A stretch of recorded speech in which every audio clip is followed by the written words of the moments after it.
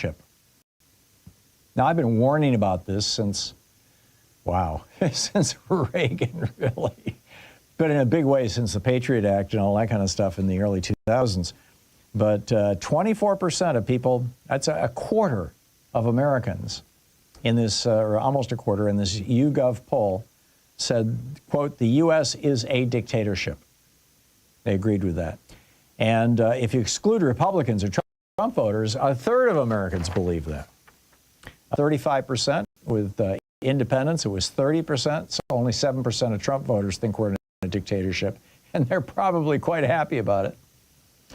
Back in February, now keep in mind, this survey was done last week, so this is June, this is in the summer. Back in February, in the winter, February 3rd through the 6th, they asked a couple thousand people the same question, and at that time, instead of a third of Americans, or a quarter of Americans, 24% of Americans, it was only 18% of Americans thought we were in a dictatorship.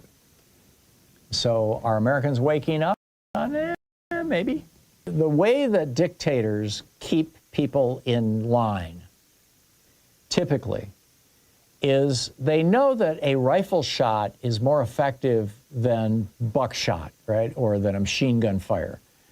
If you can selectively take out just a couple of people in different industries and in different jobs, you can successfully intimidate pretty much everybody else in those industries and jobs. So you arrest a mayor, Ras Baraka, the mayor of New York, New Jersey. You arrest a member of Congress. We've got a member of the House of Representatives, forgive me, I'm not recalling her name, who has been arrested. You have a judge, or a state judge in Wisconsin, as I recall, maybe Minnesota, who was arrested. You have a member of the United States Senate, Alex Padilla, who was wrestled to the ground and handcuffed. You have students at Columbia University. You have Harvard University itself being made an example of. So all you have to do is just, you don't have to spend if Trump went after every university in America, everybody who had protested Netanyahu's policies in Gaza, or if Trump went after everybody who had attacked him, or anybody who was standing up to him, he'd have to spend an enormous amount of time and effort. So instead what he does is you pick these individuals, turn them into high-profile examples. The lawyer, the American lawyer who was flying back from Paris and got stopped at the airport and interrogated for hours and hours. The Australian guy who was stopped at the airport in Los Angeles and was interrogated for hours and then deported back, or sent back to Australia. You pick some people and make examples of them. And so now Donald Trump is doing this with his own party. Thomas Massie, and nobody questions Thomas Massie's right-wing credentials. I mean, this is a guy who every Christmas posts on social media a picture of himself, his wife, and their 4 boys, every single one of them holding an AR-15 in front of a Christmas tree, right? This guy is as hardcore right-wing MAGA as you can get. But he actually has some principles. I realize it's hard to understand, but there are some Republicans who still have principles, and one of the principles that he believes is that you should follow the Constitution, at least when it comes to war powers. And so he tweeted constitutional, what Trump is doing. It might be right, it might be the right thing to do, but he didn't ask Congress for permission.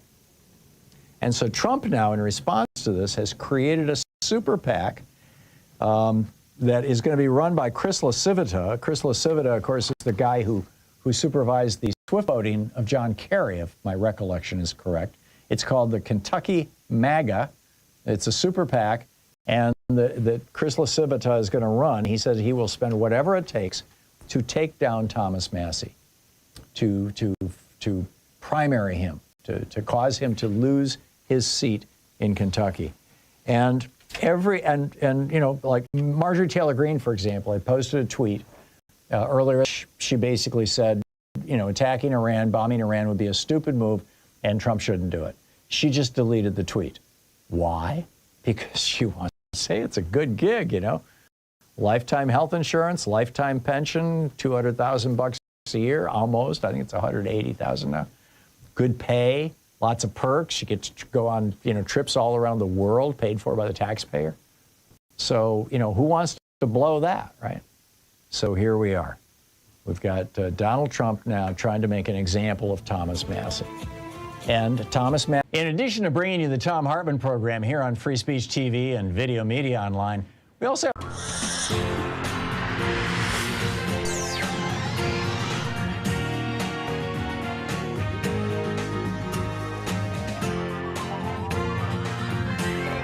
We say fight back!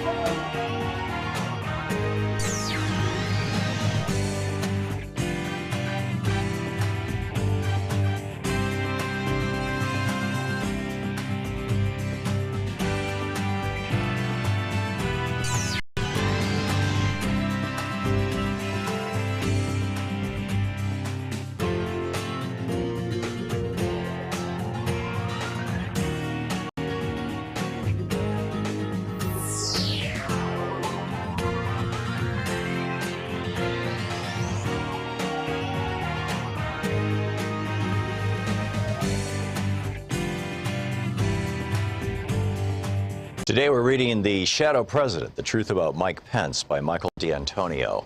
This is from the first chapter. For decades, Pence had presented himself as a humble servant who could be entrusted with power because he was at heart a mild-mannered Midwesterner. Friends and foes alike said his major character trait, niceness. When given the opportunity, Pence described himself as a true Hoosier, son of Indiana, who was a Christian, a conservative, and a Republican in that order. This is how he had introduced himself to the country at the Republican National Convention 6 months earlier. The list contrasted with the usual pledge politicians make to put country first. This is what President Obama did after the 2016 election when he said, "We are not Democrats, not Republicans first, we are Americans first." The vice president's self-declared identity revealed both his priorities and the source of his power. For 30 years, he had helped lead the Republican Party into a creatures who were turning evangelical Christianity from a religion into a political crusade that engaged in a culture war with non-believers. The aim of many was to destroy abortion rights, roll back the equality gained by gay citizens, and prepare the nation for the second coming of Christ. Pence and others used martial metaphors and considered themselves warriors of the Christian right, both besieged and called upon to fight. Quote, "Those who would have us ignore the battle being fought over life, marriage, and religious liberty have forgotten the lessons of history," said Pence in 2010. "America's darkest moments have come when economic arguments trumped moral principles." Pence's allies in his war included hugely wealthy donors who, despite their vast wealth accumulated at a time of historic inequality, also posed as victims. As libertarians in the mold of Ayn Rand's cardboard characters, they felt in the pursuit of even greater riches by a government that imposed foolish regulations and would redistribute their wealth to the supposedly indolent poor. Starting with this perspective, they denied the science behind environmental protection, demanded tax cuts for themselves, and insisted on massive reductions in programs serving anyone who wasn't rich. The victimhood claimed by both the libertarians and the Christian right permitted the construction of an alternative reality that denied their own power and masked their ambition to make politics and culture conform to an ideology that included white Christian supremacy and predatory capitalism. It also denied the progress they had made in their construction of their own political might. With his oath of office, Vice President Pence became both the free marketer's hero and the most successful Christian supremacist in American history. Most of Pence's life had been preparation for this moment, and possibly one more. His lifelong goal, set when he was a boy, was the Oval Office itself. Remarkably, he had reached this point by tying his fate to Donald J. Trump, a man whose immorality in the form of lying, cheating, and deceiving in every aspect of his life, from his businesses, had made him a living exemplar of everything that Christianity and conservatism abhorred. However, this record also suggested that Pence was more likely to assume the highest office in the land than most vice presidents who had come before. To put it bluntly, Trump was vulnerable to impeachment. If this occurred, Pence would see the hand of God at work in his elevation to the presidency. In the meantime, he would wait and watch. On Inauguration Day, with Pence looking on, a slightly stooped Donald Trump stepped forward when it was his turn to face the Chief Justice of the United States Supreme Court, John Roberts.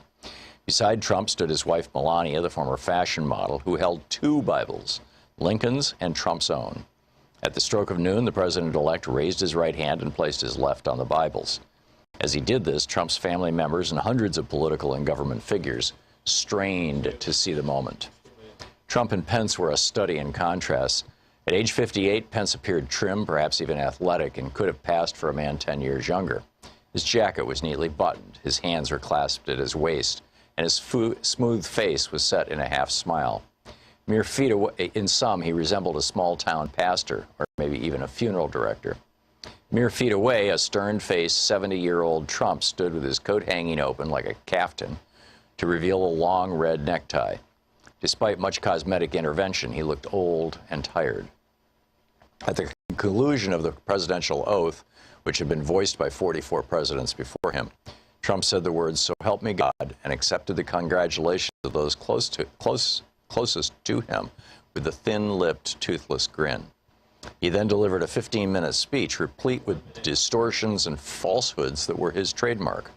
He declared that America was awash with crime and despair and under constant attack. "This American carnage stops right here and stops right now," said Trump. It was the most remembered phrase of the address. That was some weird S-word, former President George W. Bush was heard to remark as he left the inaugural stand. Weird was the mildest word that one could attach to the 45th President of the United States as he launched an administration that would be stained by scandal and corruption so broad it defied a citizen's ability to grasp. Cronyism, secrecy, and nepotism would flourish. Presidential lies, daily cataloged by the Washington Post and others, would come at the rate of more than 150 per month. From the moment of his oath, Mike Pence, the vice president, faced the historic, some would say daunting, challenge of dealing with an erratic and undisciplined commander-in-chief. The book, The Shadow President, The Truth About Mike Pence. The journalist. You're not there to weep. You are there because they are weeping, and the world must know. You are not there to show us how you care. You are there to show how they care, so the world can care too. You will not be thanked. You will not be loved, not even by yourself. The words you did not say, the tears you did not shed, will come back to you years afterwards, when no one will remember and no one understands that ink can bring enlightenment, but always stains the hand. That's The Journalist by Graham Davies. This is Thom Hartmann Show. I'm Jeff Smith. Call the number here is 202-808-9925, 202-808-9925. How was your 4th of July? We know some things. We know that the bill was passed and that they rushed it through before the 4th of July so that hopefully memories would be cleansed by planes flying overhead and bands playing down streets and fireworks shooting in the sky. And I think some of the job of journalists and some of the job of policy advocates and some of the job of commentators and some of the job of people who are concerned about the threats to it. People who love people with health care, love people getting it. It is their job to make sure that memories are not cleansed. Because a cleansed memory is not a clean memory. It is a dirty one, a messy one, a flawed one. So I am wanting to make sure that we remember the biggest piece of legislation that is likely to happen. And I'll repeat my question. I want to create a ranking of the worst pieces of legislation in my life. The bills that actually passed both chambers of Congress and got signed. And I want to know if this is in the worst 5 or the worst 10 or the worst however many. And what else would compete with it? So if you have a thought about that, 202-808-9925. And I'm curious, how did you spend your July 4th? What did you see out there? I should share my 4th of July tradition so that I answer the question first. So I go with my motley family. And that is not a critique of any family member. That is a use of the term, because when we gather as a family, the large majority of us are not genetically related. We are a gaggle of people who've come together multi-generationally, and through it started in some degree by the beneficence of my stepmother, who would bring in people into the family. And we get together every 4th of July on the Oregon coast. And we've been doing it, 14 years? It's been a long time. And one of the things that happens there is a parade. And it's a cute, small town, coastal town parade. And some years ago, I was recruited by a devoutly conservative neighbor at the coast to help carry the flag. I believe I was asked because I was tall and strong and clean cut, and therefore of uncertain political leaning. And because I looked like I could, in fact, help carry a flag, which I can. I'm useful at it. And we do a few things. We do a ripple. We do a lift. We lift the flag up like a parachute game when you're a kid. And we do a present. And when the present is, you slant the flag down so the people on one side of the street can really see the flag in its glory. And I am pretty tall. And so I stay here. My basketball height would be 6'5" because they added an inch and a quarter. I'm just a little under 6'4". And hold or somewhat above 6'3", just so you can keep the track, because it goes from 3 to 4 to 5. These are the numbers in our numbering system. Okay. So, and I'm pretty good at holding the flag so people can see it. Okay, so this is what I do. I carry the flag. My birthday also falls generally pretty close before, and by generally I mean every single year, not very many days before my birthday is the 29th, and that happens shortly before the 4th. So my wife has come to give me a typically some form of American flag outfit. Okay, so the most common American flag outfit has been an American flag onesie. These have been onesies with full pants, onesies just with shorts. An American flag onesie in shorts is quite a sight. This year, I was given just American flag pants, not a onesie. I don't know what it's called. If it's just pants, it's just pants. It's no one thing, but it's not a onesie. It's just one pair of pants. And then she also gave me a shirt that said pro-American, anti-Trump. Now, to a fashionista, the shirt and the pants were in the same color scheme, but not the same design scheme. So they in my view, they clashed a little bit. But I don't think fashion points were the primary currency of the day. I think her argument was, I know it because she said so, she said, you can't just wave the flag after that bill and pretend you're cool with everything going on. I understand you like to carry the flag. I understand that you're a patron. I understand you get googly, I don't know, at the monuments in Washington, D.C. and on the 4th of July. I'm a sucker for that stuff.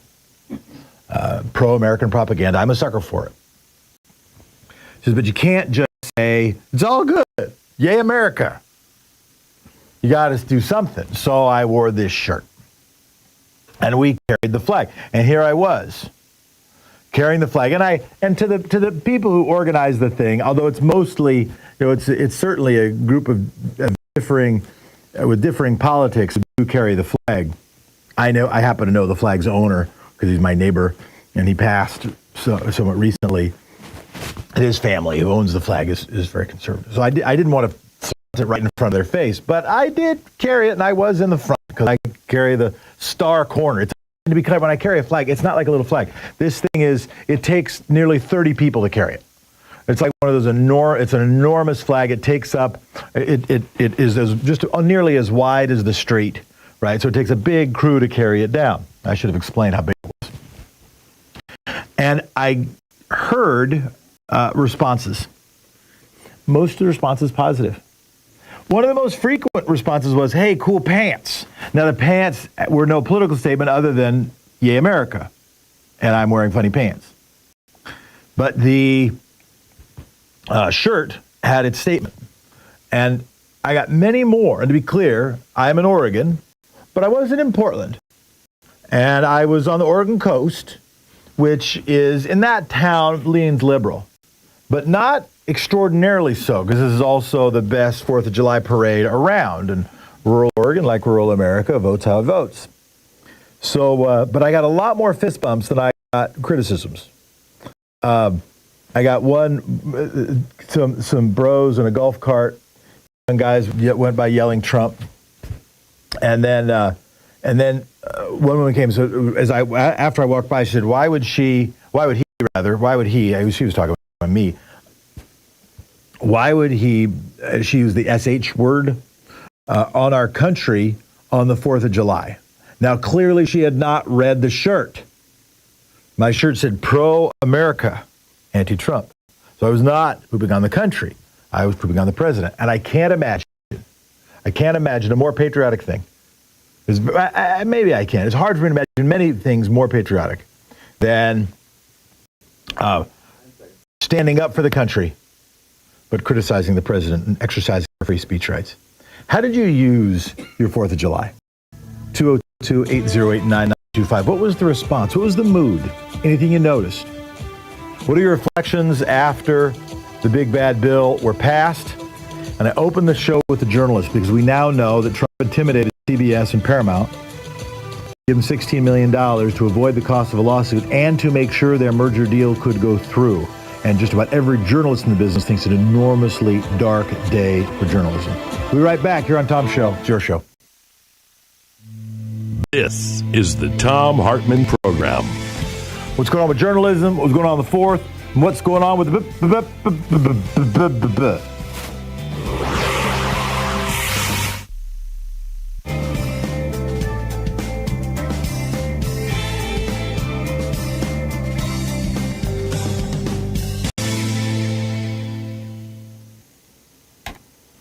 Alan, you're on the air. Hey, good morning, Jefferson.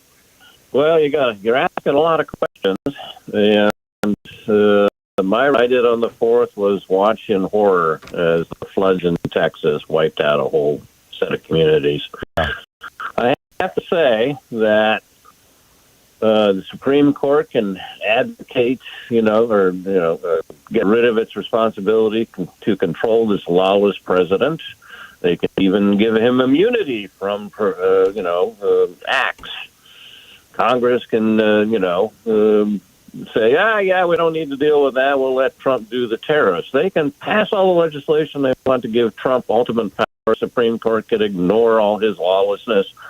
But you know who isn't paying attention? Mother Nature. Climate change. I spent the 4th, the weekend of the 4th, watching those horrific videos come down. And I don't know. In the long term, climate is going to win. And, tornadoes up in South Dakota, heat domes on the East Coast, fires in California. It's all a natural disaster, and Trump is not helping it. So that's my thought for the day. No, I appreciate it. Thank you so much, Alan. Thanks for the call out in Seattle. Here's what I'd say, isn't it? And the response is interesting because questions are coming with now, over 80 people reported dead and genuine thoughts and prayers to their families. And when it's a climate-related disaster as opposed to gun murders, thoughts and prayers, because so much of what happens with the climate is in the near term outside of our control. Thoughts and prayers feel more appropriate and not just a dodge. Genuine thoughts and prayers to the families and loved ones of the people, including the kids in the camp. I mean, how horrible and horrific is that? Kids in summer camp dying. At Camp Mystic, that we now more than 20 kids died in the Camp Mystic in that flood. But when questions are asked about how was the early warning system, how did the warnings proceed, and the National Weather Service and the state officials are in disagreement on how well that happened, and state officials do not want to answer questions about that and get testy if you ask them. No, let's just focus on saying goodbye to the departed and on moving forward. Texas officials do not want questions about the warning system. And certainly, the current American government doesn't want questions about cuts to the National Weather Service that have sparked concerns about the impacts of accuracy and timeliness of weather forecasts, particularly for severe weather events. And the current administration, the current political party that runs all the branches of the government, certainly doesn't want questions about the impact humanity has had on climate change while they have been denying that impact since the science came out that made it uncontrovertible. 202-808-9925. So our thoughts and prayers do go out to the families. And I think even in this case, there are some things more we can do than just hopes and thoughts and tears. Be right back.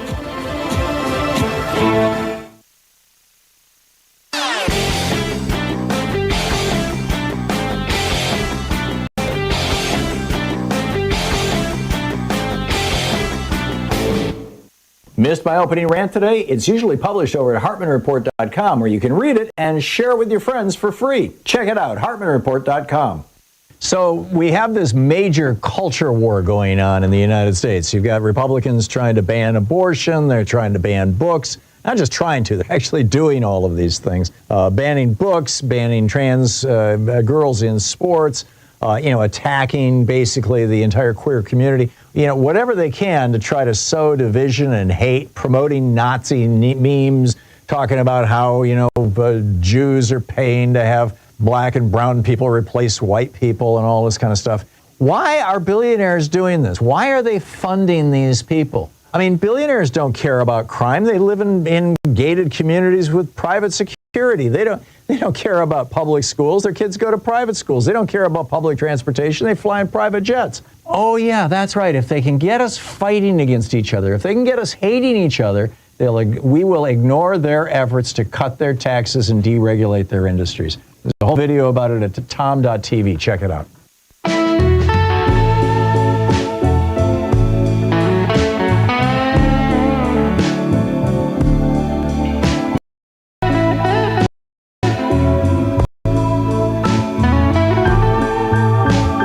We are back. Let's go to Jody from Los Angeles. You're on the air, Jody. Hi. You had asked what we did for 4th of July. Yeah. So I was looking at Facebook and my uncle posted 4th of July, put out your flag. So I got out a flag and I put it on my door upside down. Well, thank you, Jody. And did you get any response to that, or you were safe inside, so might not even have known? I didn't get any response. I mean, no one said anything. Yeah. But it's still up, so we'll see if anyone says anything. Yeah. Well, it's a distress signal, and I understand it. Jody, thank you so much for your call. Thank you. Let's go to Susan Caldwell, Idaho. Susan, you're on the air. Hi. It was really hard to get into the celebratory mood first because of that horrendous bill, and then the news that was coming out of the middle of Texas. And I got to say, I live in an overwhelmingly Latino neighborhood, like 80%. And we're usually good on the celebration here in our neighborhood with the fireworks and whatnot, because we live on a creek. We're not going to set anything on fire. But it was very subdued. No one, I think with the ice and the bill and that flood, no one wanted to really, set off their... Yeah. I didn't even see little kids with sparklers, I got to say that. Yeah. And then back to your first caller, who said, Mother Nature will always win out. I think we're going to have to go back to how our parents and grandparents lived before the Great Society, before FDR. You could rely on yourself for self-preservation. And how people could be on a river in an area of the state that's notorious for the flash flooding problem was not awake, knowing that these alerts were coming out as of 1 o'clock the day before, 1 o'clock in the afternoon. Yeah. And that camp, the level of gross negligence at that camp for those little girls. The Presbyterians have one just up the road, apparently, Mo Ranch. Their director and manager stayed awake and listened to the alerts and watched the river. They pulled their kids out at 1 a.m, and nobody got hurt there. Why are the adults at the Mystic Camp in bed when this area with this problem that's well known apparently in the state of Texas went to bed? Yeah. And don't even get me started on the local authorities. Where were the deputies? Isn't somebody in the sheriff department listening to the Weather Service? Well, New York Times yesterday headline: as floods hit, key roles were vacant at Weather Service offices in Texas. Some experts say staff shortages may have complicated forecasters' ability to coordinate responses with local emergency management officials. I think that is related, I would assume, that is related to why local emergency management officials are not super excited about talking about the run-up to the flood and the run-up to the deaths. They'd rather just avoid that topic. There's another story out there. That regional weather office was overstaffed by their director or whatever to be ready for this. That's what they're saying. I'm not talking about the Weather Service. Even AccuWeather is saying they were putting out warnings. They were backing up the Weather Service. I have found at least 5 of the warnings started at 1 in the afternoon on Thursday, culminating with a 2 a.m. Friday morning, get up in the high country. And that's before apparently the ultimate warning, you're going to die, that I haven't found yet. But anyway, I found this at 2 o'clock. Why people are not awake and listening for this stinks like the Uvalde response, where no one from local Texas authorities wanted to go into that school. As I recall, it was the Border Patrol came over and went in and secured that school. The local authorities were happy to stay on the periphery and stop parents who were trying to get in on their own to rescue their children and their teachers. Yeah. This stinks the same way. Yep. And looking at the media reports from the Texas area, the director of that Presbyterian camp said they got not one contact from sheriff or fire or anybody from that county, Kirk County, where this all happened. And you know what's really ironic? What's this, the 50th anniversary release? Jaws. What's the theme of that movie? Oh, we find half a corpse on the beach. The coroner says it's obviously a shark attack. The police chief closes the beach. The mayor leans on the coroner and makes some changes, verdict. Oh, it's a boat accident. And they open the beach, and some kid gets eaten in the lagoon by the shark. This is the exact same attitude. Susan, thank you for your call. We are heading to the break. But yeah, and of course, people at a camp, it'd be good if they paid more attention. What we're hearing from the New York Times story is because of those vacant positions. The New York Times story is because of those vacant positions, there was less coordination, right? So there were fewer people to, I don't know if the job is knock on doors or actually make phone calls or make sure people are actually watching weather reports or making sure there's an emergency plan, in fact, being executed. We'll be right back. You're listening to the Thom Hartmann Program. Call 202-808-9925. The number here is 202-808-9925. This is Tom's show. It's your show. I'm Jeff.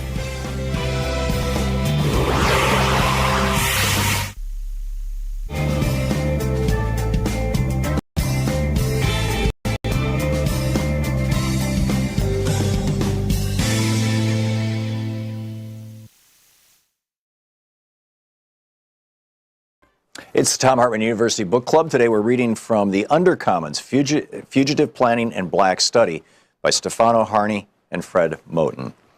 This is from the introduction. It starts with love, exchange, fellowship. It ends as it begins, in motion, in between various modes of being and belonging, and on the way to new economies of giving, taking, being with and for. And it ends with a ride in a Buick Skylark on a way to another place altogether. Surprising, perhaps, after we have engaged dispossession, debt, dislocation, and violence, but not surprising when you have understood that the projects of fugitive planning and black study are mostly about reaching out to find connection. They are about making common cause with the brokenness of being, a brokenness, I would venture to say, that is also blackness, that remains blackness, and will, despite all, remain, because this book is not a prescription for repair. If we do not seek to fix what has been broken, then what? How do we resolve to live with brokenness, with being broke, which is also what Moten and Harney called debt? Well, given that debt is sometimes a history of giving, at other times a history of taking, at all times a history of capitalism, and given that debt also signifies a promise of ownership but never delivers on that promise, we have to understand that debt is something that cannot be paid off. Debt, as Harney puts it, presumes a kind of individualized realization to a naturalized economy that is predicated upon exploitation. Can we have, he asks, another sense of what is owed that does not presume a nexus of activities like recognition and acknowledgement, payment and gratitude? Can debt become a principle of elaboration? Moten thinks Moten links economic debt to the brokenness of being in the interview with Stefan Shukatis, who he acknowledges that some debts should be paid and that much is owed, especially to black people, by white people.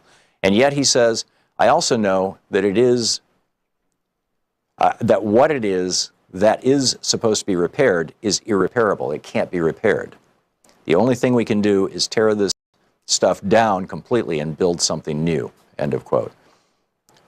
The undercommons do not come to pay their debts, to repair what has been broken, to fix what has been undone. If you want to know what the undercommons wants, what Moten and Harney want, what black people, indigenous people, queers, and poor people want, what we, the we who cohabit in the space of the undercommons want, it is this. We cannot be satisfied with the recognition and acknowledgement generated by the very system that denies, A, that anything was ever broken, and B, that we deserve to be the broken part. So we refuse to ask for recognition, and instead we want to take apart, dismantle, tear down that structure right now. That right now limits our ability to find each other, to see beyond it, and to access the places that we know live outside its walls.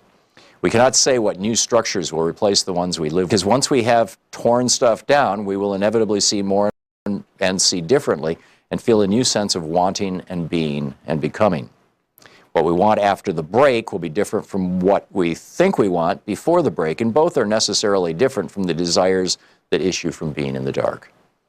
Let's come at this by another path. In the melancholic and visionary 2009 film version of Maurice Sendak's Where the Wild Things Are, 1963, Max, the small seeker who leaves his room, his home, his family to find the world beyond, finds a west and lonely beasts, and they promptly make him their king. Max is the first king the wild things have had, whom they did not eat, and who did not, in turn, try to eat them. And the beasts are the first grown things that Max has met, who want his opinion, his judgment, and his rule. Max's power is that he is small while they are big. He promises the beasts that he has no plans to eat them, and that this is more than anyone has ever promised them. He promises them that he will find ways through and around and will slip through the cracks and re-crack the cracks if they fill up. He promises to keep sadness at bay and to make the world with the wild creatures that roared their terrible roars and gnashed their terrible teeth and rolled their terrible eyes and showed their terrible claws. That Max fails to make the wild things happy or to save them or to make the world with them is less important than the fact that he found them and he recognized in them the end of something and potentially the path to an alternative in his world, or an alternative to his world, excuse me. The wild things were not the utopian creatures of fairy tales. They were the rejected and lost subjects of the world Max had left behind, and shuttles between the Oedipal land where his mother rules and the ruined world of the wild. He knows the parameters of the real. He sees what is included and what is left out. And he is now able to set sail for another place, a place that is neither the home he left nor the home to which he wants to return. Moten and Harney want to gesture to another place, a wild place that is not simply the leftover space that limns real and regulated zones of polite society. Rather, it is a wild place that continuously produces its own unregulated wilderness. The zone we enter through Moten and Harney is ongoing and exists in the present, and as Harney puts it, some kind of demand is already being enacted in the call itself.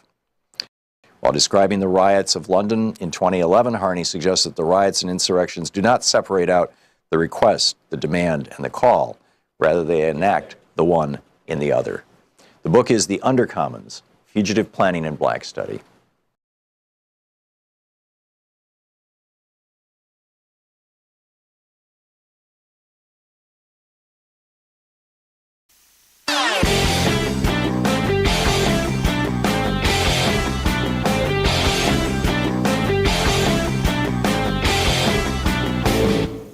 Did you know that every weekday we send out an email before the show giving you all the topics coming up so you can be fully informed and ready to interact with our program? Or that after the show we send out Sue's Stack, a list of every topic I've discussed along with clickable hot links to every source of information I've shared with you on the air? It's all completely free and available over at thom.tv, THOM.tv. Check it out.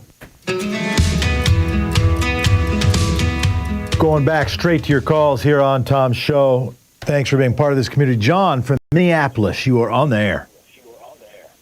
Yeah, I think that this is an opportunity on the show to talk about global warming and the carbon dioxide that we're adding to the atmosphere, which science accepts throughout the world as contributing to global warming and climate change.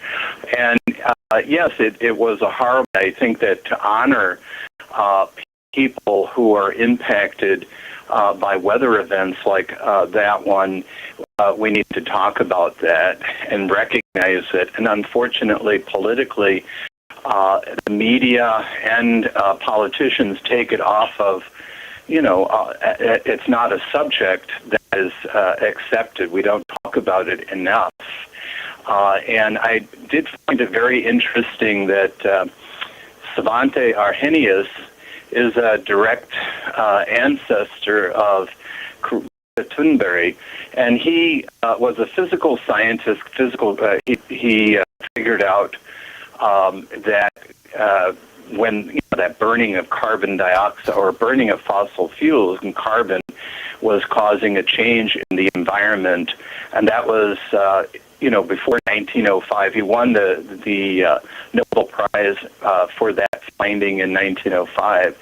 So we've known about this for well over 100 years, and yet we're not doing anything to stop burning of fossil fuels, and we're going to have more of these weather events, extreme weather. It's impacting people around the globe. In Europe, again, they had a heat wave. I think it was almost 100 degrees in Zurich. I mean, that's like just unheard of. High temperatures, droughts. It's going to impact farming and the production of food. And it also causes people to leave places that are becoming inhospitable to living, like Central America, India, parts of India, etc. And we need to do something about it, and we have the wherewithal. People say thoughts and prayers. Well, we need to God gave us a brain to think.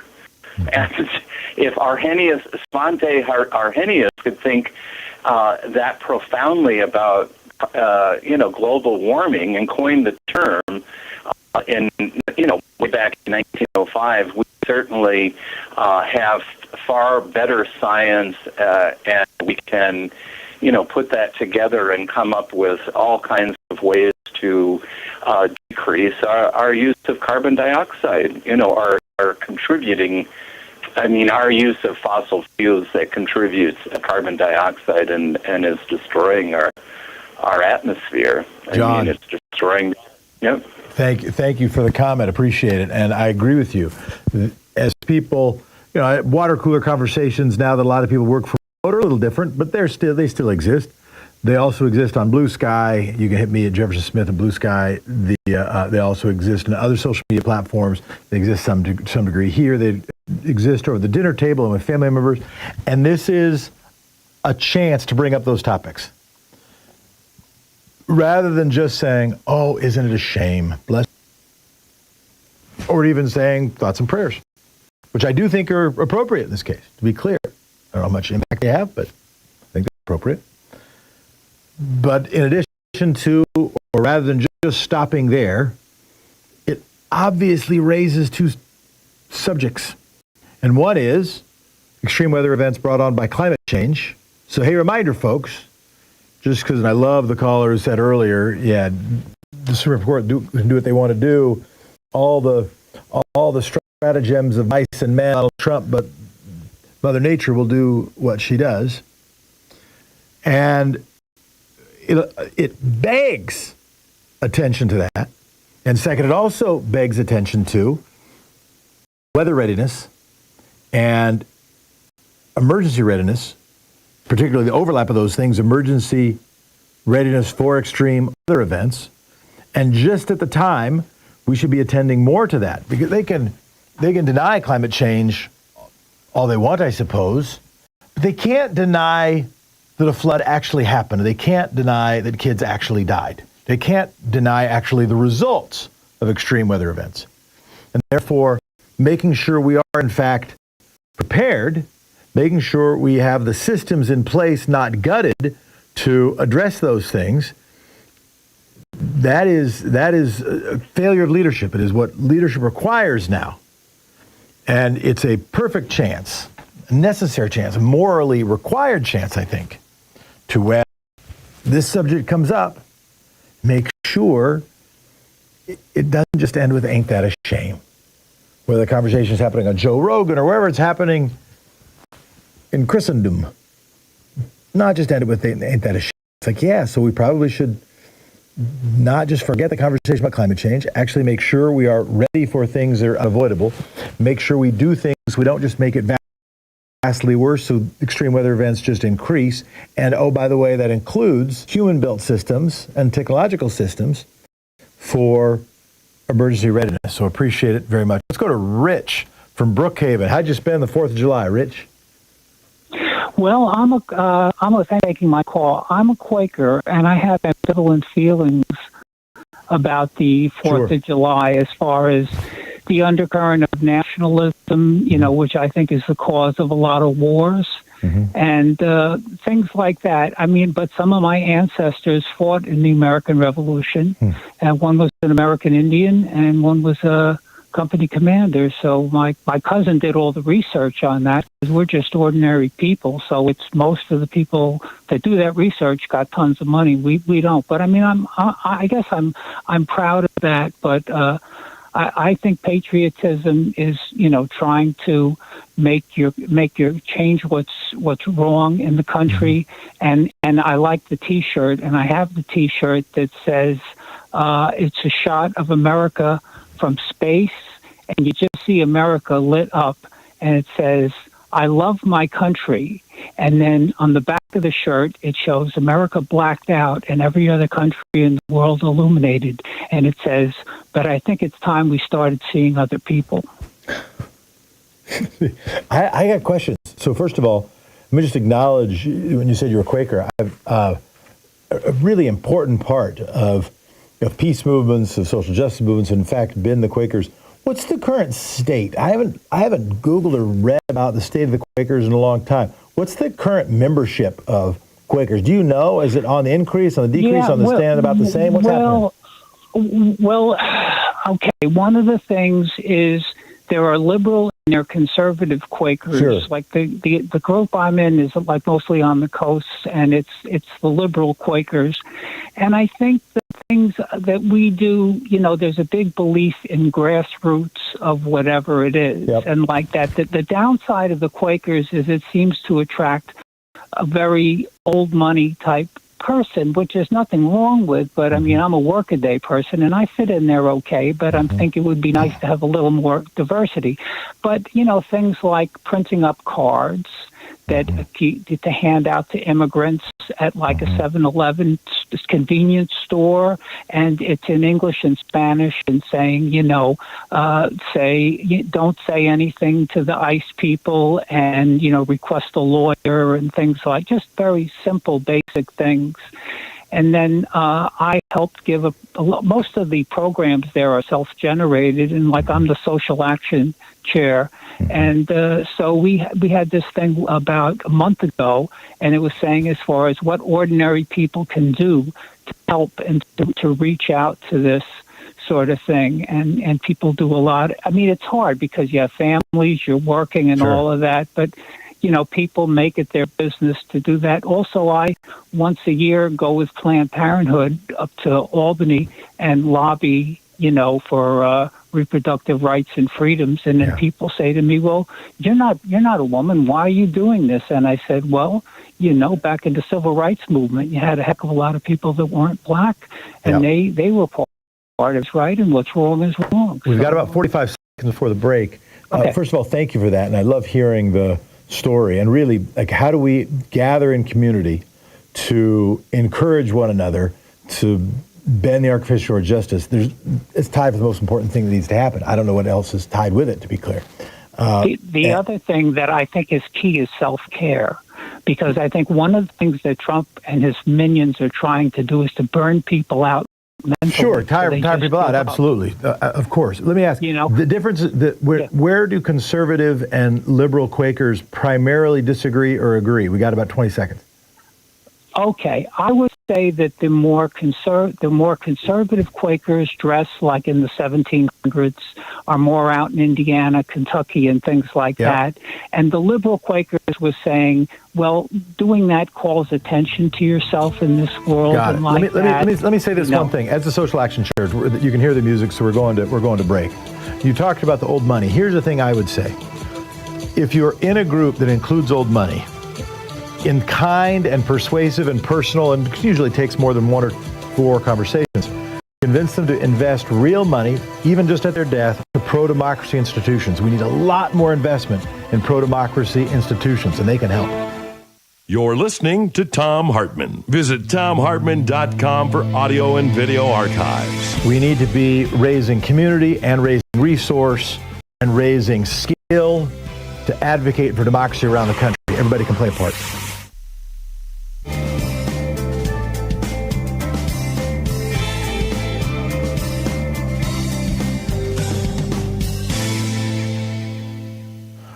Rich, want to make sure you have a chance to make your final point before we go. Instead, we'll go to Will from Bushkill, Pennsylvania. Hello, Will. How you doing? Hey, Jefferson. Good. I'd like to suggest a strategy something that I just did today with my local Republican representative. I drove down to his local. I live in Bushkill, Pennsylvania, so the nearest one is Scott Run, Pennsylvania.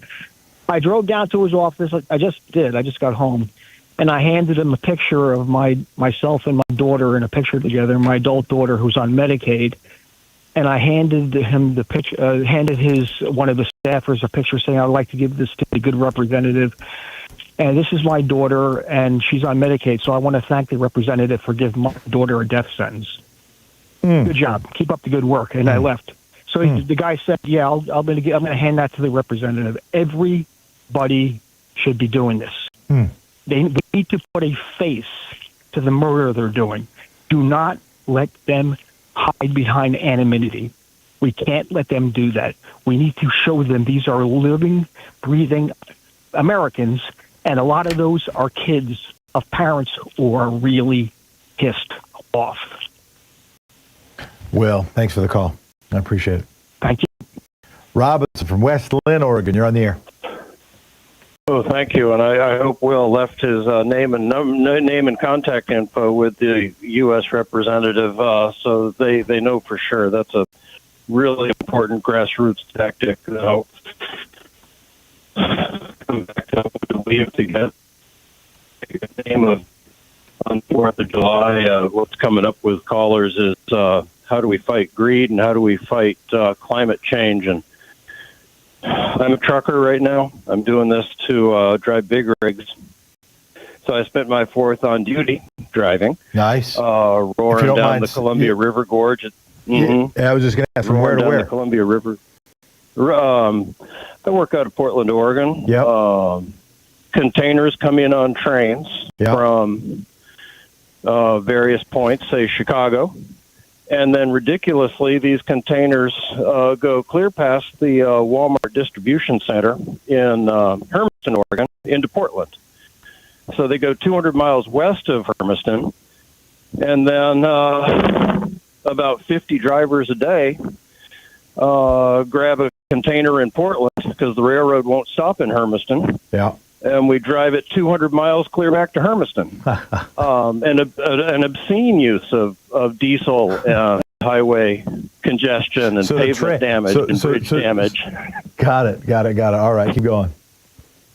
The trains coming from the east go all the way, and because I worked as a cattle hand in Hermiston, right? So I lived in Hermiston, I was just turning Pendleton right outside Hermiston. So which for people who aren't from Oregon, that's so a map of Oregon is like my hand if I hold it up like this if you're on the TV, and I'm making kind of a fist, but I'm showing it to you around that Hermiston and Pendleton are around my ring finger here. So not quite on the border, but well, and then the Cascade Range is my middle finger right there. So. Yeah. Oh, there's the music. Hang on for just a second, Robbins. Hang on for just a second. Yeah, hold. Yeah, thank you. Hold.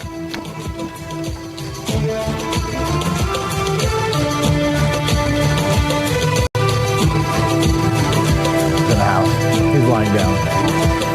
He knows I said his name.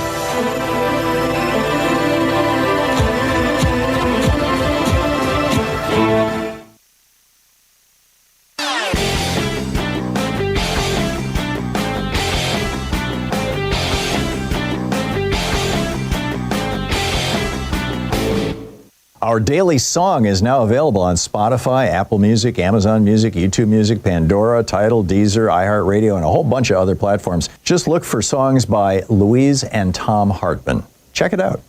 You know, Richard Nixon and Spiro Agnew both took cash bribes while they were in the White House. Since then, you know, the Supreme Court, or at least 5 Republicans on the Supreme Court, made it a lot easier for politicians to take bribes with their Citizens United decision, which basically legalized political bribery as long as it's done through campaigns or PACs or super PACs. But for some people, there's just never enough money, right? Donald Trump has been running small-time hustles to make money for decades, selling sneakers, Bibles, steaks, vodka, water. But now he's hit the big time. He's got these fungible tokens, right? These fungible crypto assets, which are basically just digital pictures of Donald Trump that say fight, fight, fight. And he has turned them into an $8 billion machine. His wife is in on this too, with his Trump coin. It's a new way that foreign powers and billionaires in the United States can just shovel money into Donald Trump's pocket. There's a whole article about it over at HartmannReport.com titled Presidential Payola, the Evolution of Political Bribery. Check it out.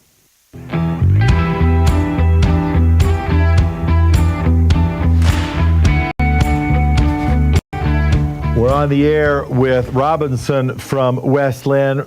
Robinson's working as a trucker, was explaining how, and I was making sure I got it right, that the trains come in from, say, east, say Chicago, New York, wherever they're coming from the east, and they head into Portland. They pass Hermiston, Umatilla County along the way, and then trucks pick up the stuff from Portland and drive it back east because the trains don't like to stop very much. It's hard to stop. It's expensive to stop. It's slow to stop.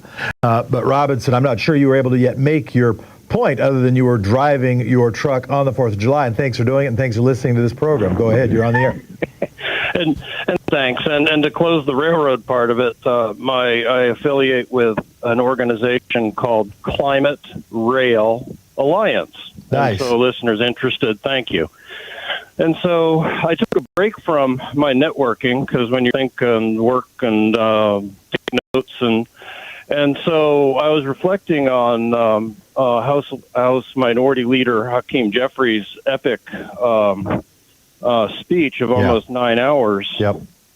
And I found a full rendition. I was actually listening to the Forbes edition, and the audio ended at the 4-hour, 45-minute mark. No more audio to be found. So I found another version from Meet the Press, and I've almost listened to the entire thing, reflecting on that on the 4th of July, and then you almost listened. You almost listened to the entirety of Hakeem Jeffries' nearly 9 minute, 9 hour set of words. 9 hour. That's impressive. Absolutely. On what speed? Are you listening to that one-time speed, or are you speeding it up? 1 to 1. 1 to 1. Man, I think I'd have to go at least 1.5 with that one. Man. Maybe 1.25. Well, I'll tell you, my high schooler was supposed to read Dracula this spring, and he sped it up to 2 times, and I thought, he played it for me. I thought, this is ridiculous. You're not catching anything. No, so I typically listen to stuff on fast speed. To people who think I talk too fast, sometimes I do, and I make it worse by listening to things on rapid speed. In fact, one time, my wife, there was a particular podcast, it was the New York Times podcast, and I was playing it, and my wife was like, that sounds vaguely familiar, what is that? And it's like, well, it turned out the same podcast she listens to, I just listened to it on 1 3/4 speed, so she didn't really recognize the voice, but go on. Well, I thought it was only fair if I'm in a week of Speaker Jeffries, Jeffries, that I listened to the whole thing. And so I almost have. I think I've gotten to hour 7. Wow. And I heard the tail end of it on the morning he gave it, Tuesday morning, and I was just thrilled. I was so excited. And then I got to thinking that, time out, Jeffries. Democrats need not bring an ethical argument to an arm twisting contest. You're trying to get 4 seats, and you sound like a public broadcasting service plea for donations. Mm-hmm. This is, he needed 4 seats. Well, here's 5 seats that the Democrats could have had. There are too many vacant seats on the Democratic side. Mm-hmm. I can't name them, but I think there are at least 3 dead representatives whose seats have not been filled. Mm-hmm. These were elderly. The Democrats need to, all due reference, I'm almost 65 myself. The elderly need to step aside and let younger people in. They have less chance of dying and the seat being vacant when the critical vote comes. So there's 3 votes right there, Jeffries. Mm-hmm. And then there's Clyburn's deal. I Googled it, cross-checked it, and he did a redistricting deal with the South Carolina Republicans in 2020 that secured his seat, absolutely, but possibly lost the Democrats any chance at getting two other seats. So I want to make sure I'm not losing the thread. 7 of the 9 hours, and you think he shouldn't have made an ethical argument. What should he have done instead in that time? I mean, obviously, somebody was trying to raise awareness, so this thing didn't just happen in the dead of night. Yeah. Part of why he was doing it was on the chance that it would buy a little bit of time to find a few members who would be willing to go against the weight of their party. Sure. Part of it was we would have this. So when people are saying, I wish Democrats would fight, I wish they would say something. At least the leader, their leader in the House was like, well, somebody sure said something. Somebody was sure fighting. What were you wishing he would have said instead? It had to have happened in the months before. Well, sure. The Democrats he was giving receipts. He had letters from people all over the country who said, I'm going to be hurt by this, and I'm a part of this group and that group. Those people should have been followed up with, and they were from Republican districts, not just Democratic districts, because he sees all the letters. Yep. He should have, coulda, woulda, and targeted most people, mobilized an action against 4 sitting Republican representatives to target them, to sway them with mass constituents. All right. So I hear what you're saying. So let me say this, Robert. Thanks for the call, and thanks for sticking with us. Here's what I say. I agree that generally doing more organizing and earlier tends to be the move, right? It's, of course, a lot of the organizing was around the election, and a lot of it was well before that. And a lot of the organizing, I consider what we're doing here even organizing, right? Trying to organize people to stand up for democracy and stand up for the public interest. And a lot of that needs to happen earlier. That doesn't mean, though, I critique at the 11th hour somebody to try to make sure the 11th hour goes to the 12th hour. We'll be back. You're listening to Thom Hartmann.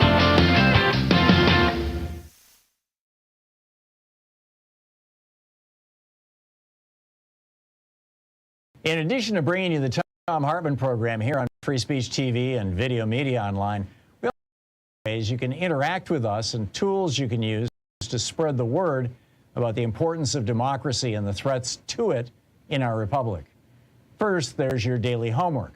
Sue Nethercutt puts together a daily email newsletter that has a link to every story I discuss on the air, so you can find my sources and you can share them with your friends. It's free, and you can sign up at thomhartmann.com. Second, I publish my daily take every day over at the HartmannReport.com website. That's also free if you want the daily 5 days a week rant in your inbox. No ads either. Third, we have the podcasts. There's the free 1-hour version of our daily show that's advertising supported. You can find that wherever you get your podcasts normally. And then there's also the podcast of the entire 3-hour show with no advertising by subscription over at thomhartmann.com. So check them all out at thomhartmann.com and hartmannreport.com.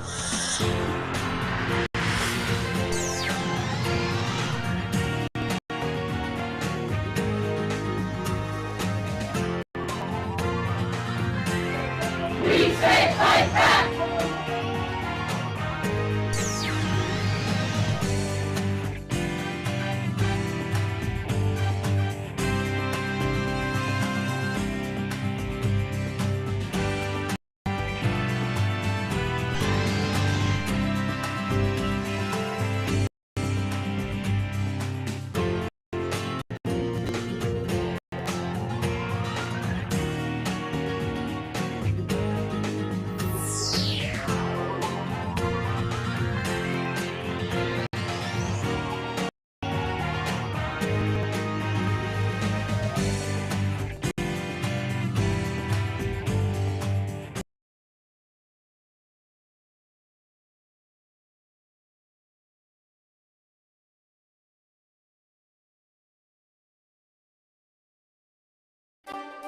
It's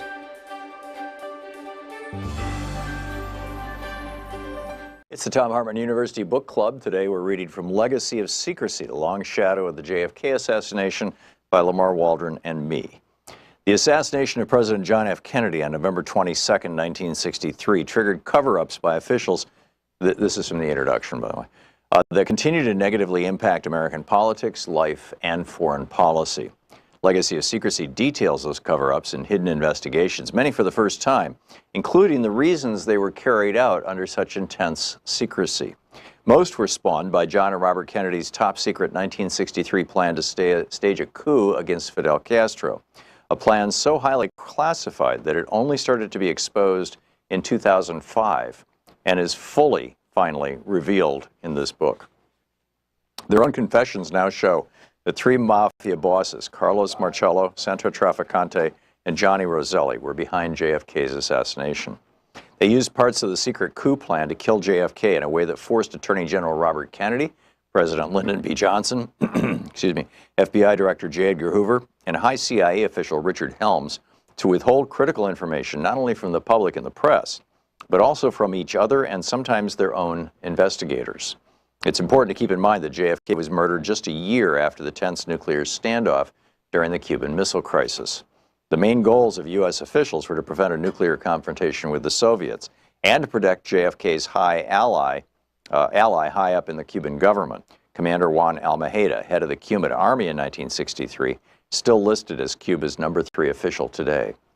While U.S. leaders have managed to prevent a confrontation with Russia and preserve a critical ally in the Cuban government, this limited the investigation into JFK's murder, allowing the three mafia chiefs and their associates to remain free. As a result, the long shadow of secrecy surrounding both JFK's murder and the coup plan set the stage for the murder of Martin Luther King, ultimately driving 2 presidents from office and bringing about the murders of 5 congressional witnesses in the mid-1970s. Legacy of Secrecy breaks excuse me, important new ground in key areas, detailing for the first time Louisiana Godfather Carlos Marcello's clear confession to ordering JFK's assassination. Marcello's criminal empire ranged from Dallas to Memphis, and previously secret files at the National Archives have shown that he made this confession in 1985 to an FBI informant ruled credible by a federal judge as part of a secret FBI undercover sting operation named Camtex. Exposed here for the first time, Camtex yielded Marcello's admission that he'd met Lee Harvey Oswald and set Jack Ruby up in business in Dallas. The operation also generated hundreds of hours of heretofore secret prison audio tapes of Marcello discussing his crimes, recorded using the FBI informant's bugged transistor radio. Yet the FBI and Justice Department withheld most of that information from the public and Congress for years until its revelation in this book. Carlos Marcello wasn't the only mob boss who confessed his involvement in JFK's murder to a trusted associate. Legacy also uncovers important new information about Marcello's partners in JFK's assassination, Tampa Godfather Santos Trafficante and Johnny Roselli, the Chicago Mafia's man in Las Vegas and Hollywood. Shortly before their deaths, both mobsters admitted their roles in JFK's murder to their attorneys. 2 of their associates with documented ties to the secret JFK Almeida coup plan likewise confessed. Using exclusive new information supported by FBI files apparently withheld from Congress, this book names 2 of the Georgia men who paid James Earl Ray to kill the Reverend Dr. Martin Luther King, white supremacist Joseph Miltier and Hugh R. Spake. Miltier, who had been involved in Marcello's murder of JFK, was part of a small clique of racists in Atlanta who used Marcello to broker the contract to murder Dr. King. We document James Earl Ray's ties to Marcello's heroin smuggling operation and long overlooked evidence in FBI files linking Ray to Marcello's associate, Johnny Roselli. Finally, this book explains why Ray, while fleeing to Canada the day after killing Dr. King in Memphis, made a 400-plus mile detour south to Atlanta, where he contacted Spake to get help from. In 1979, the last congressional committee to investigate the murders of JFK and Dr. King, the House Select Committee on Assassinations, concluded, quote, that Trafficante, like Marcello, had the motive, means, and opportunity to assassinate President Kennedy, end of quote from the congressional report. The HSCA had been created in the wake of Roselli's sensational murder, but the HSCA was unable to establish direct evidence of Marcello's complicity. And the same was true for Trafficante and Roselli, because the CIA, FBI, and other federal agencies withheld so many relevant files. The HSCA, headed by civil rights figure Louis Stokes, also concluded there was a likelihood of conspiracy in the assassination of Dr. King, and that financial gain was James Earl Ray's primary motivation. But they were unable to determine who had paid Ray or how the conspiracy had worked, because the FBI and other agencies had hid critical files. With the help of more than 24 associates of John and Robert Kennedy, backed up by thousands of recently released documents at the National Archives, many of which are quoted here for the first time, Legacy tells the full story denied to Congress and the American people, legacy of secrecy.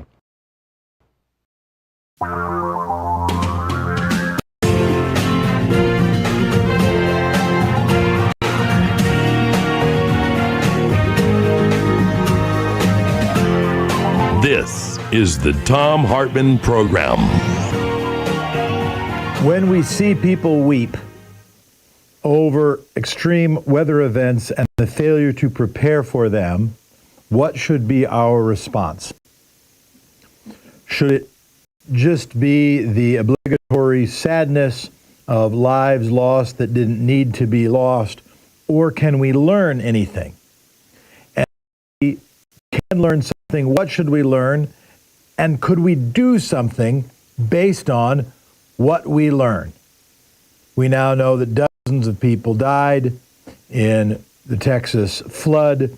We know that there's a disagreement between the National Weather Service and local officials over staffing levels, over coordination abilities, over the quality of the warnings. What should we learn from that? Let's go to Bob from, is it Tahlequah, Oklahoma, or Tahlequah? Tahlequah. Tahlequah, thank you. Yeah, thank you, Jeff. Thanks for filling in. You're doing great. And you might remember the last time I called, I talked to you, I mentioned a term, severe purpose. Do you remember that? I want to say yes, Bob, because otherwise I feel like a jerk, but you're going to have to continue to refresh my memory. Yeah. Okay, well, I'm just going to go right back to what John was saying earlier in a previous call about the coverage of the media coverage, the lack of it for climate change and what we can do about it. And as I was pointing out to your call screener, there's been a book written by Herrera, Herrer, called... By the way, I have it in my notes. Yes. We talked about severe purpose. Forgive me, Bob. I made a note of it some time ago. Anyway, go on. Forgive my interruption. That's okay. Thank you. Thanks for the note. Yeah, severe purpose. So, Jack Herrera, the emperor wears no clothes. And it has to do with hemp prohibition, marijuana prohibition around the world, and why it is so, and how it continues, and who props it up, and so forth and so on, what it has to do with, global warming and tyranny, frankly. And it was a great book, and he did several editions of the book before he passed away. And I'm wondering why it is that here on Free Speech TV, that book it's like it's a hot potato or something. It's like nobody wants to touch it. Nobody wants to deal with it. Nobody wants to talk about the subject matter that Jack Herrera covered. He did it in a very eloquent way. He did it in a factual way. did a lot of research, and it came through very well. But it's just ignored. Nobody talks about it. Meanwhile, we've got all these dispensaries popping up everywhere, like car washes and convenience stores. And meanwhile, you look out in these fields where they grow hay and they grow cows, and there's no hemp. There's no let it lay fallow or let it grow hemp and then bale the hemp up and send it down to the Arkansas River. Where it can be made into paper or textiles or any number of building materials around the world with perhaps the Germans who are onto this or the Israelis who are onto this. Anyway, I just want to kick that out there and say, yeah, John, you're right. And a lot of people all up here on this station are right. You got a lot of smart listeners, and I appreciate you facilitating the conversation. So, Bob, your take is that people should read the Jack Herrera book, or that your point is that we should have more industrial application of hemp. If you're putting on the head of a pin what you're advocating for, help me out. Okay, help you out. There should be an end to prohibition on the cannabis plant.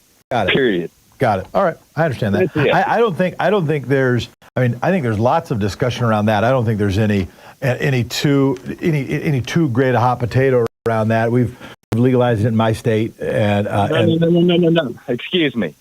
There's very little discussion about this. If you're listening, if you put it in, if you were going to rank it, the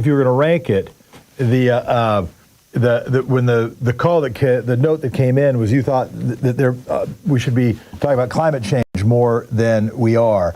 If you're going to put legalization of hemp related to, I don't know, democracy itself or women's right to choose or middle class or climate change, where would you rank that in importance of topic? Top 5, top 30, top 2? I would put it right there. I don't pretend to know everything. Sure, me neither. Okay. Well, sometimes I pretend. But I know that I don't. I would put it in the top 5, given that there are some issues that I'm aware of. All right. I would put it in the top 5, and I would relate it as well to this onslaught and this continuing, ravaging, ridiculous attitude about we need nuclear power plants. Because those two things, I think they run side by side. Hemp prohibition needs to be ended.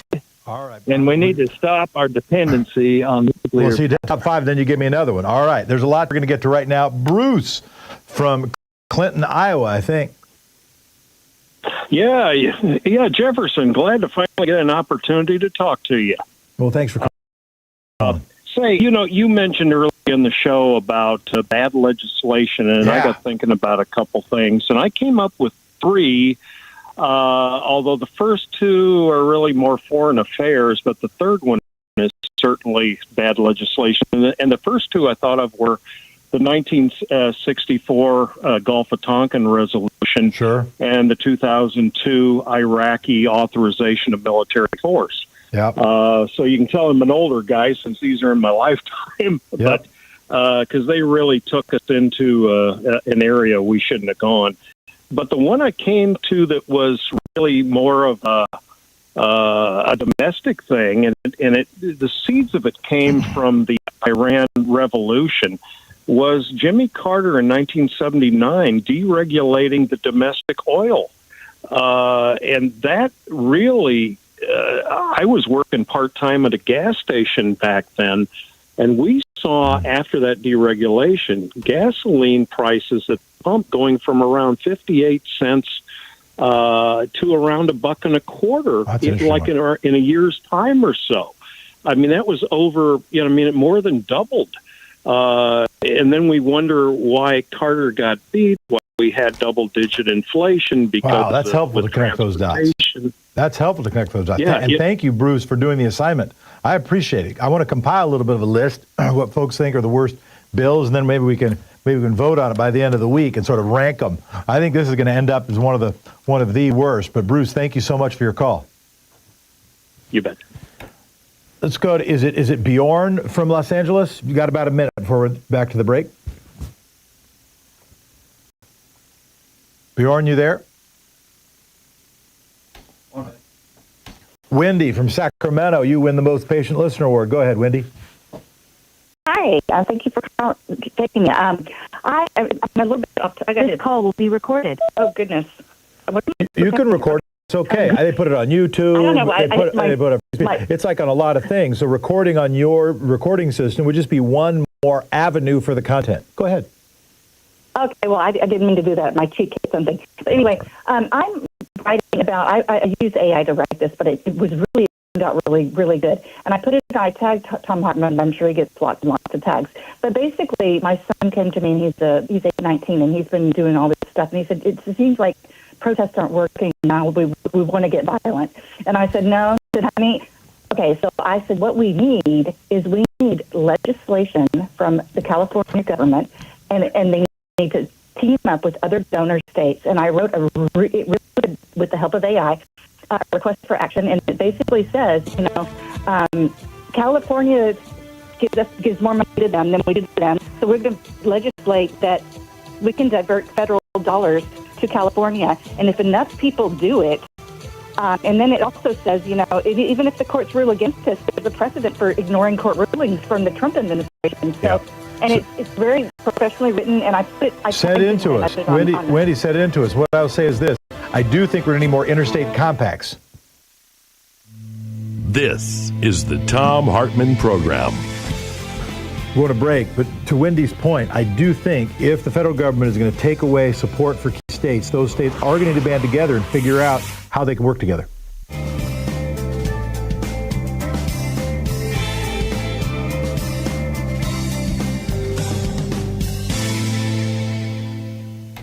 Steve from Chicago, you're on the air. Hey, how you doing, Jefferson? Yes. To go to my point, I want to talk about the 4th of July. Okay. And it's I down and out a little bit, and I love the 4th of July because my birthday is August 4th, so I get the 30-day countdown from the 4th. So as a kid, I love 4th of July and all that. And I'm a former Marine, and I was a little down, but I tell you what, I was at the parade in Arlington Heights, Illinois, which is a very upper class, wealthy area, northwest suburbs of Chicago. And in this parade, there's all the local high schools in the surrounding towns. And I was noticing that in every band, there was a sprinkling of African-American kids, Asian kids, Chinese, some Muslim women with their hijabs. Now, and these are all very kind of upper middle class white high schools. So it seems to me that it's going to be a slow march towards where we need to be as a country. I mean, America is an ideal. It's an idea that hasn't been completely realized yet. And watching the diversity mixed upon this, like I said, a very white, wealthy area of the northwest suburbs of Chicago, even there, there's different kinds of children, but people from different walks of life and different backgrounds. It's going to happen. It's going to be a slow crawl, but it's going to happen. And the same evening after the parade, I was sitting at a picnic bench at a music fest, and I just happened to be sitting there with a couple little boys from Ukraine, and we kind of tried to talk, but it was language.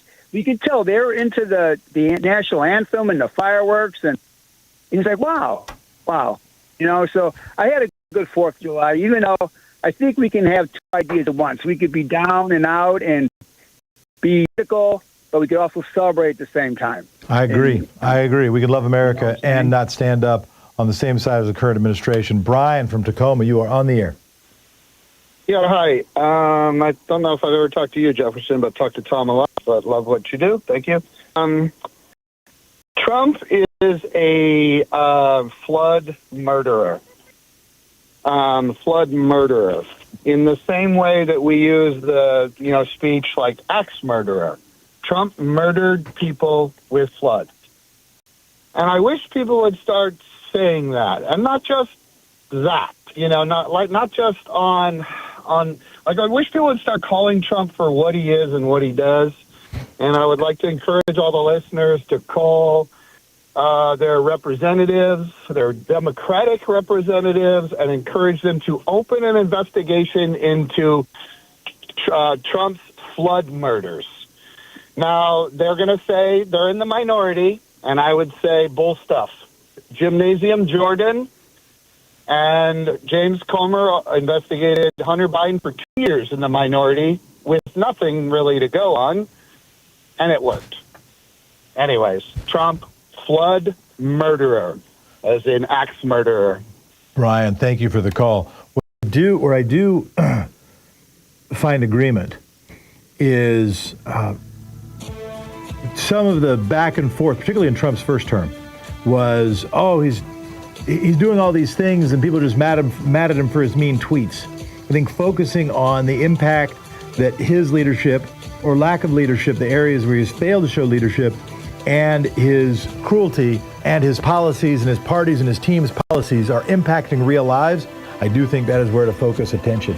We'll be back.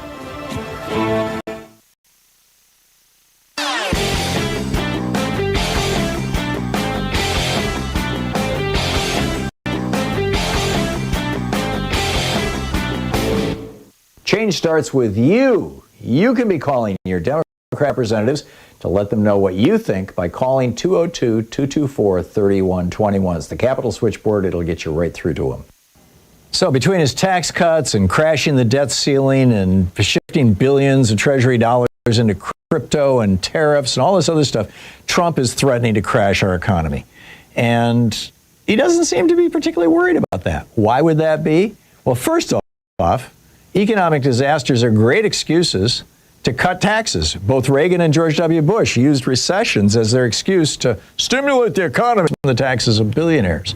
Secondly, economic crises increase the tolerance for strongman governments. Hitler rode to power in Europe based on the Great Depression. And third, billionaires make a fortune when there's a market crash because they can buy all the stock that average people are trying to unload from their 401ks to pay the damn rent. There's a whole article about this that lays the whole thing out over at HartmannReport.com. It's titled Crashing the Economy, Trump's Blueprint for Power and Profit. Check it out.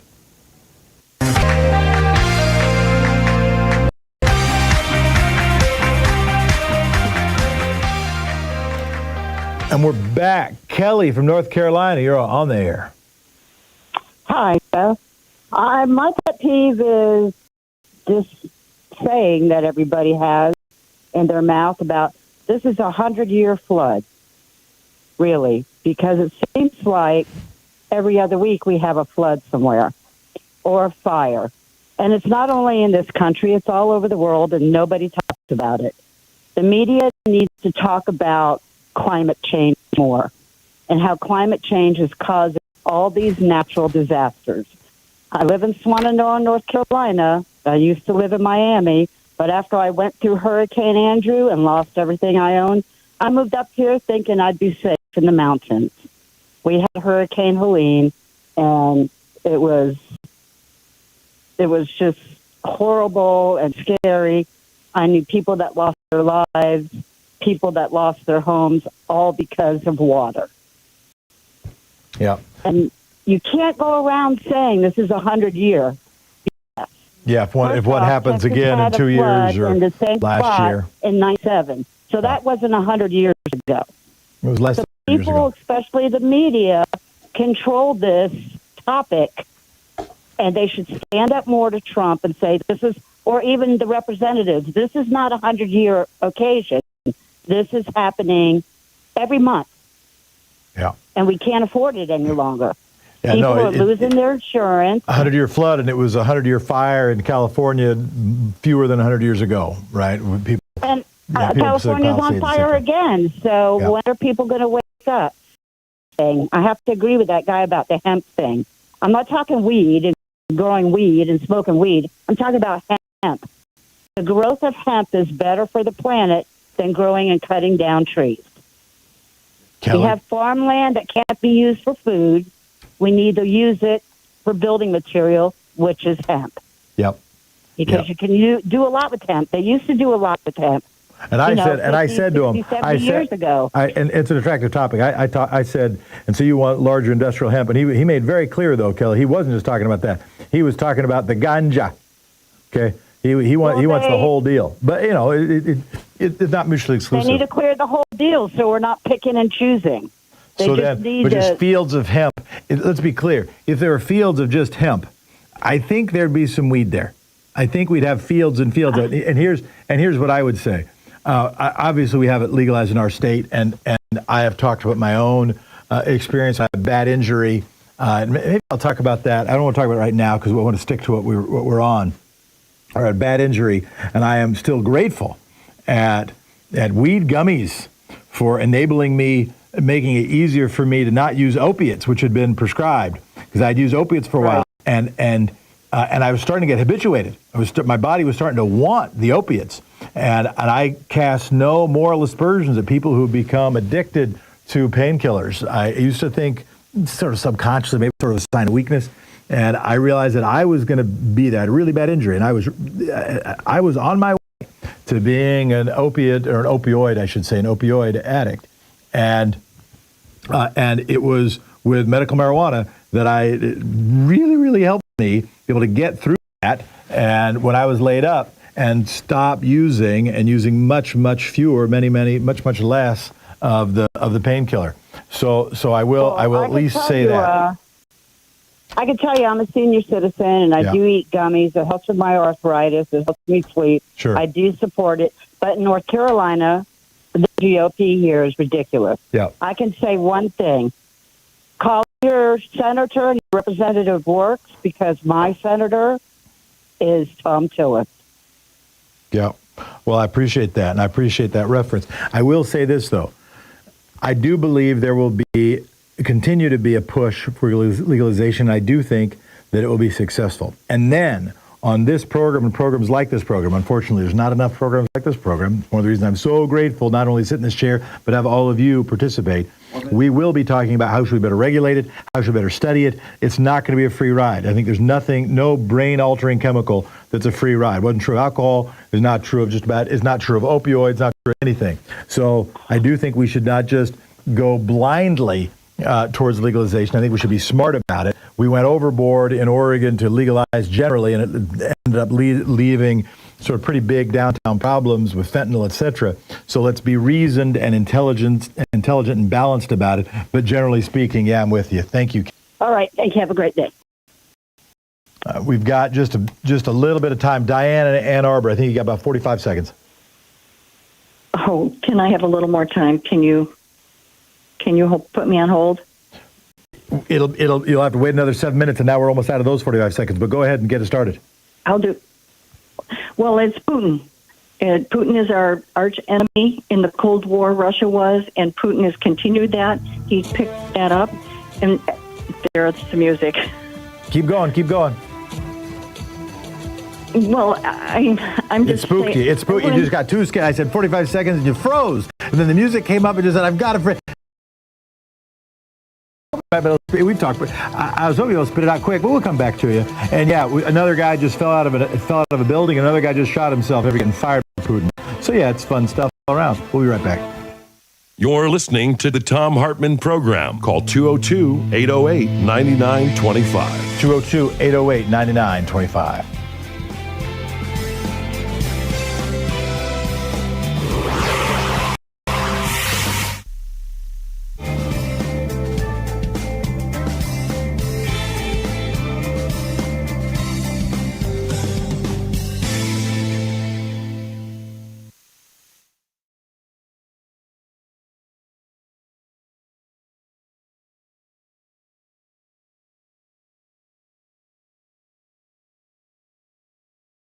Our book today in the Thom Hartmann Book Club is Crusaders, The Epic History of the Wars for the Holy Lands by New York Times bestselling author Dan Jones. This is from Chapter 1. It begins the book, The Count and the Imam. Count Roger of Sicily lifted his leg and farted. "By the truth of my religion," he exclaimed, "there is more use in that than in what you are here to say." His advisors stood chastened and a little perplexed. The Count before them was in his late 40s and salted to his bones with the experience of military campaigning in southern Italy and the islands of the central Mediterranean. As a young warrior, he was described by one flatterer as tall and well-made, a most fluent speaker, shrewd in counsel, far-sighted in the planning of things to be done, cheerful and pleasant to everyone. In middle age, he had hardened somewhat and was not one to waste his words on fools. The plan the advisors had recommended had seemed like a good one, as courtiers' plans very often do before they are shredded by the critiques of short-tempered potentates.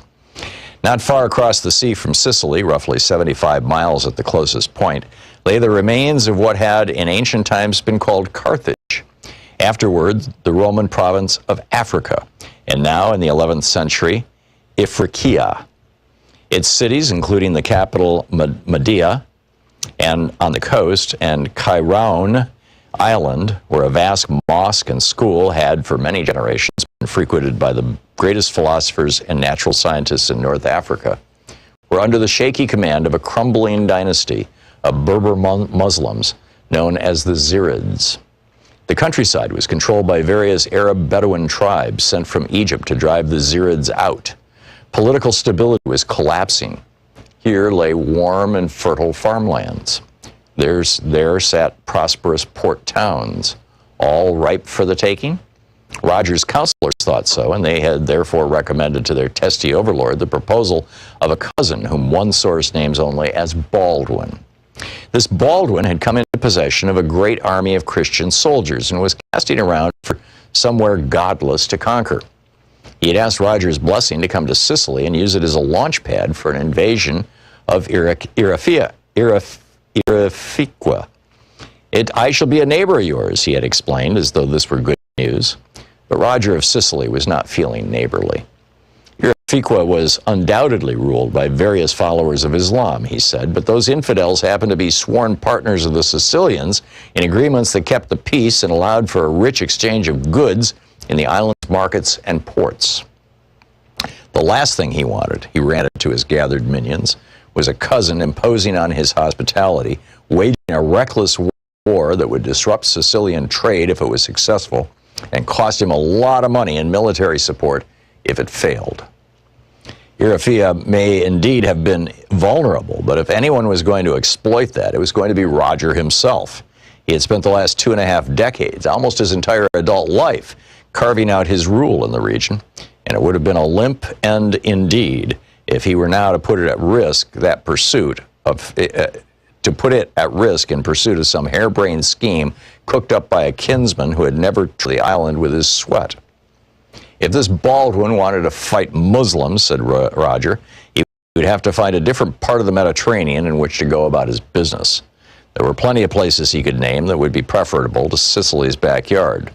He summoned Baldwin's personal envoy to his presence and informed him of his decisions.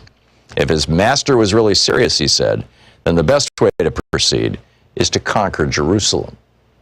That is how it all began. Roger, Count of Sicily, was 11th century Europe's ultimate self-made man. He was born around the year 1040 as the youngest of 12 sons, sired by a minor nobleman from Normandy called Hauteville. Given the protocols of inheritance, being born even as a second son implied a lifelong burden of fortune hunting rather than easy inheritance. To have 11 brothers ahead of you was a disaster. But by the end of the century, the Normans had begun to conquer their way around Western Europe. They took command of Saxon England in 1066. At the same time, southern Italy fell under their gaze, and opportunities that may have seemed limited for younger sons within Normandy itself, but for anyone prepared to travel, opportunity abounded. As a young man, therefore, Roger had left his homeland in what is now northwest France and set out for territory that already called many of his kinsmen and countrymen, the rich but unstable southern Italian regions of Calabria and Apulia. Toe and heel of the Italian boot, Calabria and Apulia were lands where resources were plentiful, authority was contested, and an ambitious young man with a yen for politics and warfare might make his name. Other Normans of the Hauteville clan had already found success here, fighting against the rival superpowers in the region, principally the Byzantine Greeks and Roman popes, both of whom regarded the Normans with suspicion bordering on alarm. The book Crusaders, The Epic History of the Wars for the Holy Lands by Dan Jones.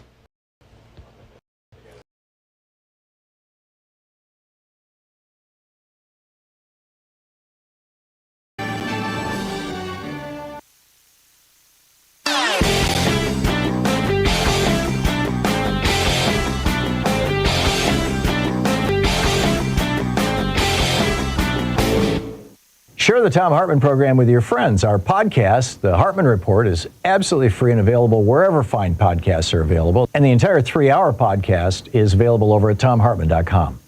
So what do we call the really, really mind-bogglingly rich? You know, at the founding of the Republic, they were referred to as speculators or moneyed interest or aristocrats. In the years leading up to the Civil War, we called them the cotton lords and the plantation aristocracy. In the late 19th century, they were the robber barons. In the 1930s, FDR called them the economic royalists. But since the Reagan Revolution, we've just called them billionaires.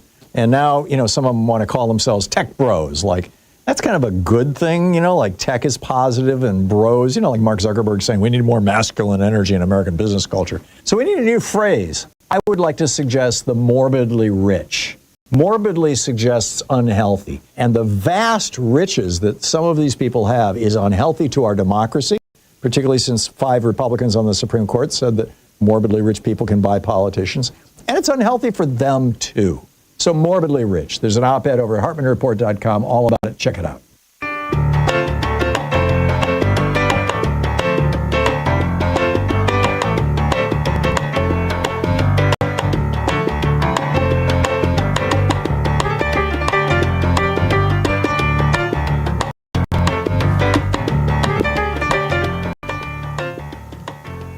We are on the air. Let's go to your calls. Let's start with Holly. How'd you spend your 4th of July, Holly, out in Washington, D.C.? I've been to the fireworks display on the mall in your town. Well, I'll tell you, I moved here trying to prevent this whole nightmare. And I haven't been big on 4th of July since Iraq, when I started really seeing what the United States is doing. But anyways, I woke up about 5:45 in the morning and watched Hakeem Jefferson for 8 hours. Yeah. And enough, except for biological needs. I stay really present because I feel like anybody's presence from the heart and feeling this, what's coming up, is of value. So I knew on the 4th of July, basically wept. I really couldn't stop crying. And just tears running down my eyes without, it was just automatically happening. And then I haven't been able to sleep past about 3 o'clock in the morning because I get hit in the solar plexus with this ice increase. Yeah. And what that's going to look like. And I'm just heartbroken that somehow this is how we got here. This is what we choose. Well, I'm having a hard time coping with it, to be honest with you. Oh, I'm sorry. I'm sorry. I'm reminded of a caller we had about 40 minutes ago. It was a Quaker. But when I said, yeah, we got to gather in community and work on stuff, he says, yes, and self-care, because part of the strategy is to tire people out and burn them out and get it so they're not prepared to fight anymore. When you're feeling down, what do you do? Rumination is one thing. That tends not to help. When you're feeling down, what does tend to help sometimes? You know, I follow my natural cycles. I'm kind of a deep diver in spirituality and done a lot of emotional development work. And I was sent to D.C. is how it felt. And it just feels like I have the privilege to feel deeply. And that's my occupation right now. Mm-hmm. And I don't need to bypass it and get out of it. I'm not personally at immediate risk. Yeah. So I don't have that kind of, but I feel it in the whole gestalt of humanity right now, where America's going. And it's, anyways, I really wanted to share that. I appreciate it. Thanks for being here the last couple of weeks. Really appreciate it. No, I appreciate it. No, and I think people get tired, people get scared, and it's tiring to be scared. And it can be scary to be tired. And that combo, and I appreciate the maturity with which you share, and it sounds like with which you lead your life, but also which you share what you're going through, because you're not the only one, you know. And I think part of the reason we get together like this, maybe it's tied for the number one reason we get together like this, is to know that we're not alone. Is to know there are other people going through some of the same stuff, who see and feel some of the same stuff that we see and feel, and that the power of the human voice actually being together, sort of in real life and not digitally, is why I'm honored to be a part of this community, and why I appreciate you being part of it. Yeah, thank you. Alternative media, I'm glad it's exploding because it's where it's at. There's community and commune there. Yeah. Yeah. Well, thank you for taking my call. Thanks, Holly. Be well. Diane, we're back with you. You got time. Go ahead. Oh, thank you. Well, my problem is Putin. Yeah. Russia has been our arch enemy forever. Yeah. Until Putin worked very hard to get Trump in office. Democracy was still intact the first term. The second term, it's Trump is back, and he's running interference for Putin in Ukraine. Putin is working, I think, on the inside with people like Jill Stein, Tulsi Gabbard, Pete Hegseth, Tucker Carlson. I mean, isn't it beyond coincidence how we have turned around so much now that Trump has been in office? Doesn't feel like a coincidence. He's burning through our institutions, wrecking our economy. Yep. It's a payback to Putin for when he bailed him out of bankruptcy. Yep. And it's just the MAGAs. They say better run Democrat. I mean, what is wrong with us? We never heard anything like this 10 years ago. It's in Project 25. Putin doesn't like democracy, and apparently Trump is listening to what he's telling them to do. And you can just see it. Do this, do this, do that, do this, do that. You know they're talking all the time. Yeah. And it's ruining America. We have got to wake up. We have got to wake up. And all this stands between us and a takeover. If we don't wake up, it's over.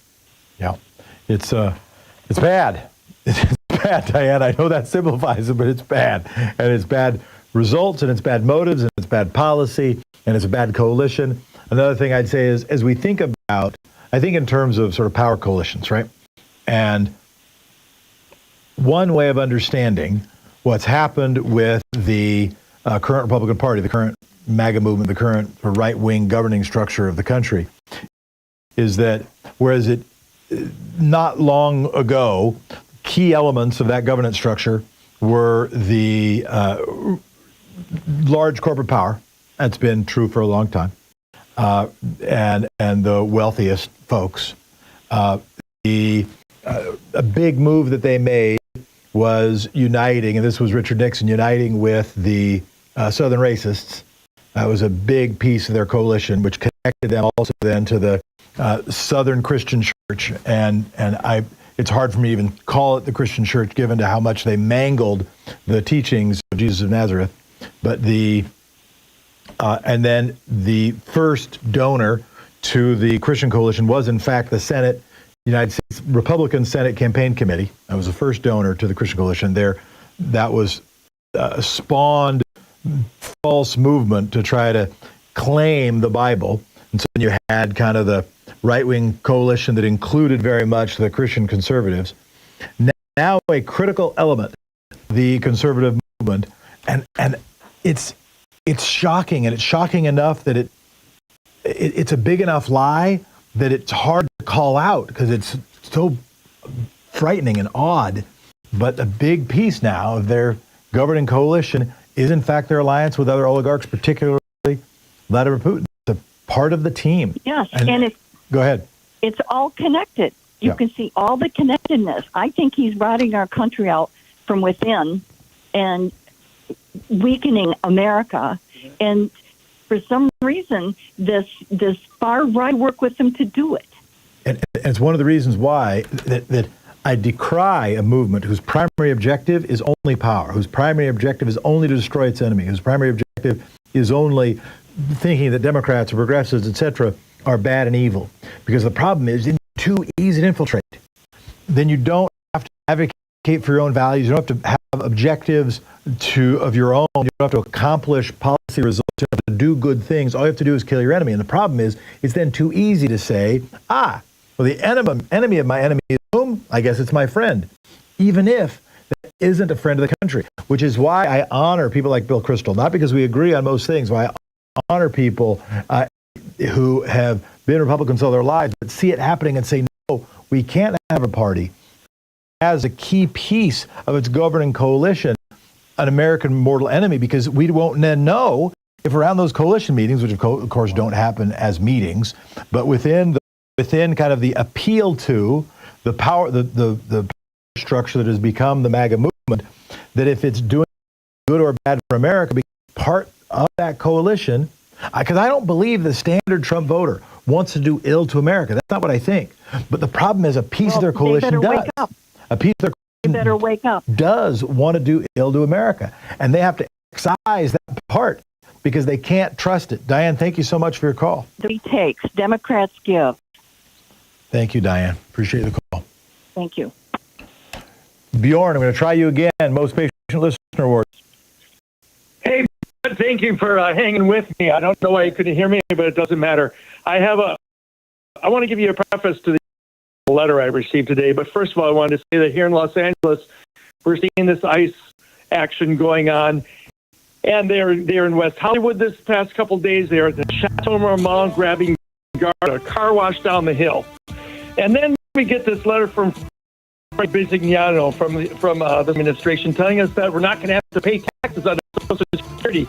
These guys are pissing on our shoes and telling us it's raining. Using the communications ability of the United States government to propagandize. Bjorn, thank you for your patience and thanks for the call. And ICE are undocumented workers. They don't show any ID.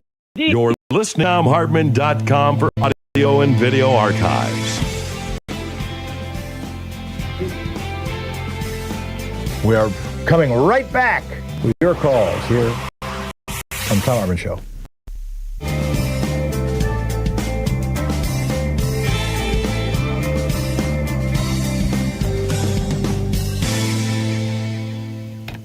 Patty in Fort Collins, you're on the air. Hi, how you doing, Jefferson? Rolling. Listen, I've been thinking about L.A. It's just heavy on my mind. And I thought the other day, it wouldn't surprise me if Trump is trying to make that his Gaza. Make it his what? His Gaza. Oh. I see. Make it a war zone. Make it a war zone that he can focus attention on. Yeah, like I would hesitate to make the analogy too starkly, right? I don't get the sense going to do the same thing. They were close to what's happening in Gaza. What I think what is true, I think, use it the way they did to my town of Portland, Oregon, some years ago. Try to use the Fox News propaganda machine, use the right-wing propaganda machine, focus on a 2 or 3 block square area in Los Angeles where there's shenanigans going down, and trying to say to their viewer base and members of their team to be like this: we're on the side of goodness, they're on the side of badness, be with us and be against them, and focus cameras on protesters who are doing the wrong stuff, focus cameras on people who are not white Americans, so they can other what's happening in Los Angeles. And I do want to say, we had a caller who said, she said my son was like, well, it doesn't seem like protest is working, so we want to get violent. Don't do that. Now, I don't mind preparing for self-defense. I don't even mind learning self-defense. I don't mind taking gun safety training. Right? I think there's lots of things that can be smart to be prepared for really bad stuff. But I stop well short of initiating violence. That the best social movements in history have been led by those who were strongly committed to peaceful resistance. Some of that is because cameras do exist, and you want the cameras catching the wrongdoers. And when the cameras capture wrongdoers, you don't want those wrongdoers to be the people who are actually trying to fight for right and doing it the wrong way. So I will say that, and I do think that dynamic is playing out in Los Angeles. And so they are using manipulations to try to get TikTok, etc., to try to promote young people to do dumb stuff in the pursuit of their righteous objectives. We've got to be media smart. We've got to be protest smart. We've got to learn from the most successful social movements in history. And I do mean Gandhi. I do mean Martin Luther King. I do mean Nelson Mandela. We have to learn from those movements, and we have to be the good deed doers in the equation. the people who show courage by nonviolence, not by those who, the very thing that tyrants want to do. They want to give themselves an excuse for a Reichstag fire. They want to give an excuse to put people in concentration camps. They want to give an excuse of putting them in an ice van. Those are three different things, but it's a similar dynamic. Last word for you, Patty. I gotcha. I'm right with you on that. It just seems like he's doing his best, like he portion. Yeah.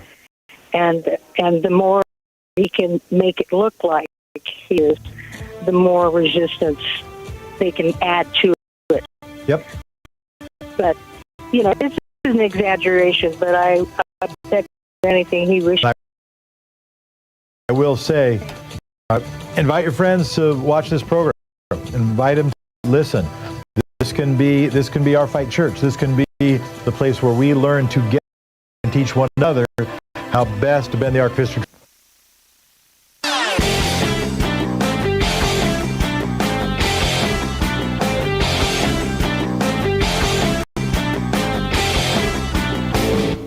Hey, thanks so much for sharing our program and for reaching out to our stations and sponsors and letting them know that you're listening. It really means a lot to us.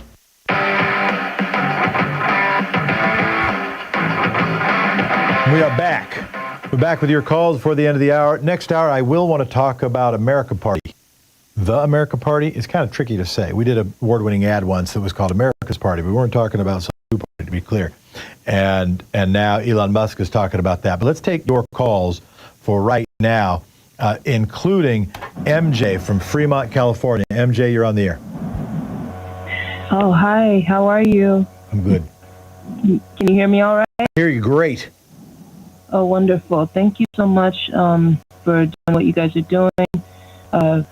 Thank you to just the people who have spoken to you, because I've been, it really has been something where, you know, you try not to cry. And you hear so many people struggling with the same concerns that you have. Yep. So I had called in because I was trying to speak to, yes, there really is this idea of what Elon Musk, I guess, has done. It's strange that you should mention that because what he's done is try to, I guess, be a testament to the fact that when you keep thinking about Democrats versus Republicans, basically the two parents, heads of the United States of America, a lot of people that a lot of it works together, or they you know, as they're coming to understand that it's very lonely, it's very depressing. That's something that I came to understand, and it's strange that Elon Musk has come to understand. I wish he wouldn't call it the American Party or whatever he called it, but you know, it really is, we're dealing with the Americas. This is something that just continues to go on in America, where people are kind of upset about the fact that we're all basically immigrants, and we don't seem to have the rights that we thought we did. There are people who immigrated legally, at people who, their own people who didn't immigrate legally, you know, so it's like, what are we doing at this point? It seems like civil war. Like you have people who are upset with ancestors, I guess you can say it, or their own, you know, people who are trying to come down the same route. Now, help me, MJ, with either the focus point you want to make or the question you have. I want to be sensitive, and I really do hear you. Sure. And I share your sentiment that we all that feeling like we're not alone is a big piece why we're doing this. But I want to make sure I can respond ably to what you're saying. So I want my reason for calling was really just to witness to what's going on in this country. So I apologize if it's not so much a question, but my point was to witness as someone who's personally an American-born citizen, who has been watching that. I come from an extremely democratic area, where European Americans, I guess, are still able to even unknowingly hide and still isolate themselves and only and continue to, pursue pursue. If you're here to witness, we're here to witness with you. And I hear it. And I do think that there is something else going on beyond just the current parties. I do agree that people are losing due process. And MJ, I appreciate your call. And I will say that the victory of a party ends up being enormously important. Enormously important. The most important vote that is ever cast in the legislative body is the first vote, and that is the vote to organize the chamber. Because for that's how committees are formed, that's what bills are being taken up, defined by that, who gets to be the speaker, and then therefore runs the discussion. That is the most important vote. Everything after that is of secondary, tertiary, and ancillary importance. So I never want to be politically smart, to be socially and morally smart. I never want to diminish the importance of that, right? It is not an accident that we saw the program during a time when LBJ and FDR won big majorities. It is no coincidence. There's no coincidence that what's happening now under Trump and the Republicans is happening after that vote. And I also agree, and it's important to say that party politics ain't the whole thing. They're happening with the media landscape, what is happening with institutional and civil society, what is happening with viewpoints in the country, what is happening with access to the ballot and voter suppression in the party discussion. So we could go longer on that, but I want to take a call. Let us go to Anthony from York County, Pennsylvania. Anthony, you're on the air. Good morning. I'm a long-time political person, very long time, over 50 years. And I've seen the U.S. situation. I've studied undergraduate, served in political office, appointed by a couple of governors, etc., lived in D.C. for 19 years, long time. Now, my concern is that if the leadership of the country, which includes about 7 different categories, is going to stand by, along with ordinary people, and allow Trump and his unqualified gang to destroy the democracy they've been building for nearly 300 years. Yeah. Like political leaders, opinion leaders, historical corporate leaders, no such thing historical like GM leaders and those big old corporations, not the new guys that comes out of the tech age.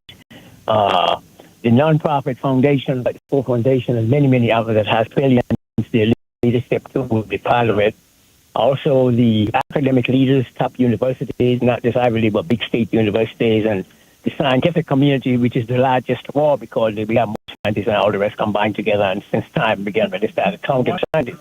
And last of all, the big state leaders, big state governors, and top people in those. And what do you want these big leaders to be doing before we go to break? They should do something along with the ordinary people to force this guy to just continue on his move, because some of it, I believe, based on my history of the U.S., and I'm a historian, I would consider myself among the top 50 historians in this country, that it's going to come to violence. There's going to be some violence eventually. Yeah. We see it coming, and a lot of people see it, but scared to talk about it. I know the history of the U.S. and there is some violence. We don't cut them off. Anthony, thank you for the call. It is a time, as music comes, it is a time for leadership. It's also a time to help raise the next generation of leaders. Now, I'll talk more about that after this short break. Listen to Tom Show, your show.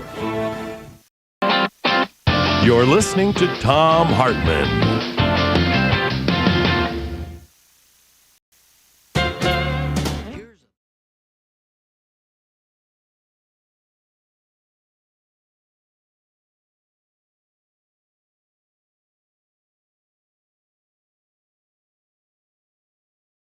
In addition to bringing you the Thom Hartmann Program here on Free Speech TV and Video Media Online, we also have a whole set of ways you can interact with us and tools you can use to spread the word about the democracy and the threats to it in our republic. First, there's your daily homework. Sue Nethercutt puts together a daily email newsletter that has a link to every story I discuss on the air, so you can find my sources and you can share them with your friends. It's free and you can sign up at thomhartmann.com. Second, I publish my daily take every day over at the HartmannReport.com website. That's also free if you want the daily 5 days a week rant in your inbox, no ads. Third, we have the podcasts. There's the free 1-hour version of our daily show that's advertising supported. You can find that wherever you get your podcasts normally. And then there's also the podcast of the entire 3-hour show with no advertisements, and that's available my subscription over at thomhartmann.com. So check them all out at thomhartmann.com and hartmannreport.com.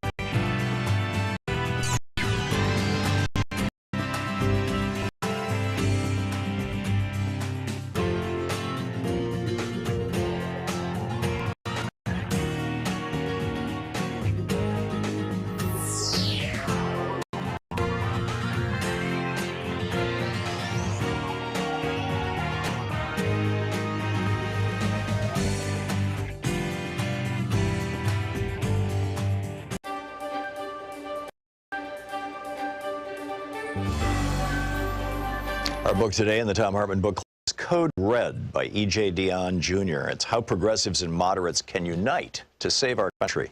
This is from the introduction, titled The Opportunity We Dare Not Miss. Will progressives and moderates feud while America burns?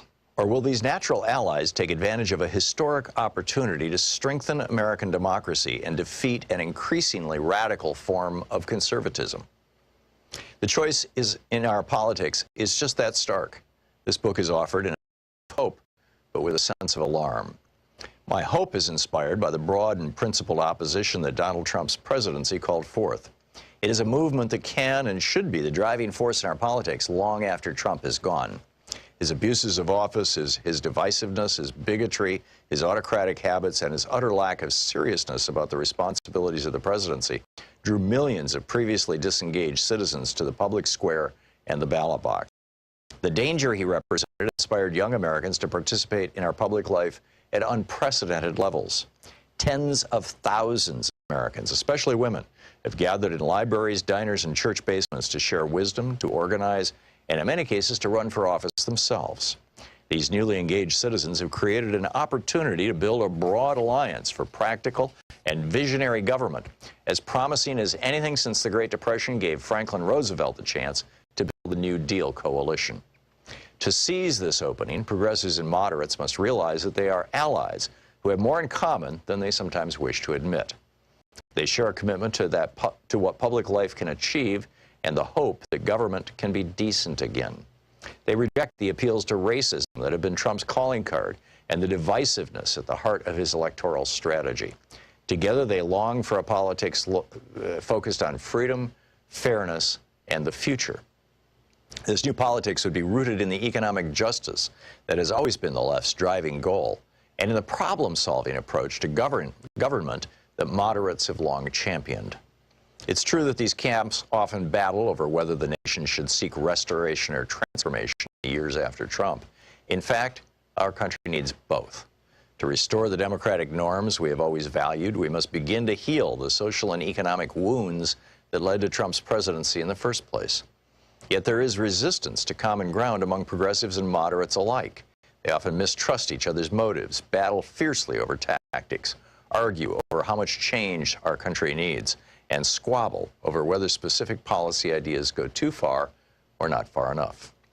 The moderate says, hey, progressive, you think that if you just lay out the boldest and most ambitious approach to any given problem, the people will rally to your side. Really? For one thing, people may like your objective, but think you're changing things way more than we have to. And we can battle to the death over, say, a Democratic Party platform plank or the first draft of a bill. But without the hard negotiating and compromising that legislative politics requires, a bold idea will remain just a platform plank. That really doesn't do anyone any good.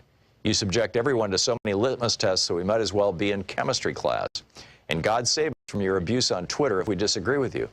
You lefties have no idea how to win elections outside of Berkeley or Brooklyn, and some of your ideas are so sweeping that they'll scare potential voters away. At this point, the moderate is likely to wield the sturdy old punchline, don't let the perfect be the enemy of the good. But hold on, says the progressive. You moderates spend so much time negotiating with yourselves that you compromise away goals and priorities before the real battle even begins. Your ideas get so soggy and complicated that they mobilize no one and mostly put people to sleep. Better to have the courage of your convictions, lay out your hopes plainly and passionately, and inspire voters before to join in. Besides, you middle-of-the-roaders were so petrified of Ronald Reagan and the right wing that you caved into the Gipper's economic ideas, let inequality run wild, and gave us a racist and grossly unfair criminal justice system. The extremists have pulled the political center so far right that the only way back to sanity is to show our fellow citizens what a real progressive program looks like. At the risk of sounding like a perhaps unwelcome counselor attempting to ease a family quarrel, I would plead with moderates and progressives to listen to each other carefully. If the events since 2016 do not teach moderates and progressives that they must find ways of working together, nothing will. If they fail to heed each other's advice and take each other's concerns seriously, they will surrender the political system to an increasingly undemocratic right with no interest in any of their shared goals, priorities, and commitments. Moderates are right about the complexity of getting things done in a democracy. Even when the boldest ideas prevailed, they did so because complex coalitions were built.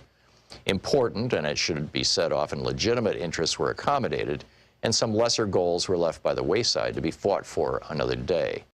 Moderates are also right that democracy requires persuading those who are open to change but worry about how this or that reform might work in practice or affect them personally. Think losing their private health insurance. Disdaining as sellouts those who raise inconvenient questions or express qualms is not the way to build a majority for reform. Moderates are also right that Americans in large number are tired of politics that involves more yelling than dialogue, more demonizing than understanding. But progressives are right to say that for the last 3 decades, moderates have spent too much time negotiating with themselves. Consider all the effort Democrats put into wooing Republicans by responding to their proposals to amend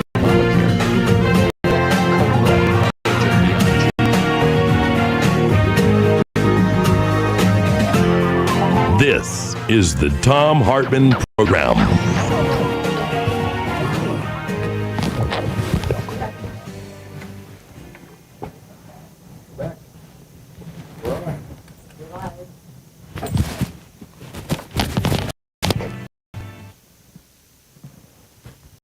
I want to talk about, we'll continue our conversation, but I want to introduce this at the top of this hour, which is Elon Musk being grumpy about the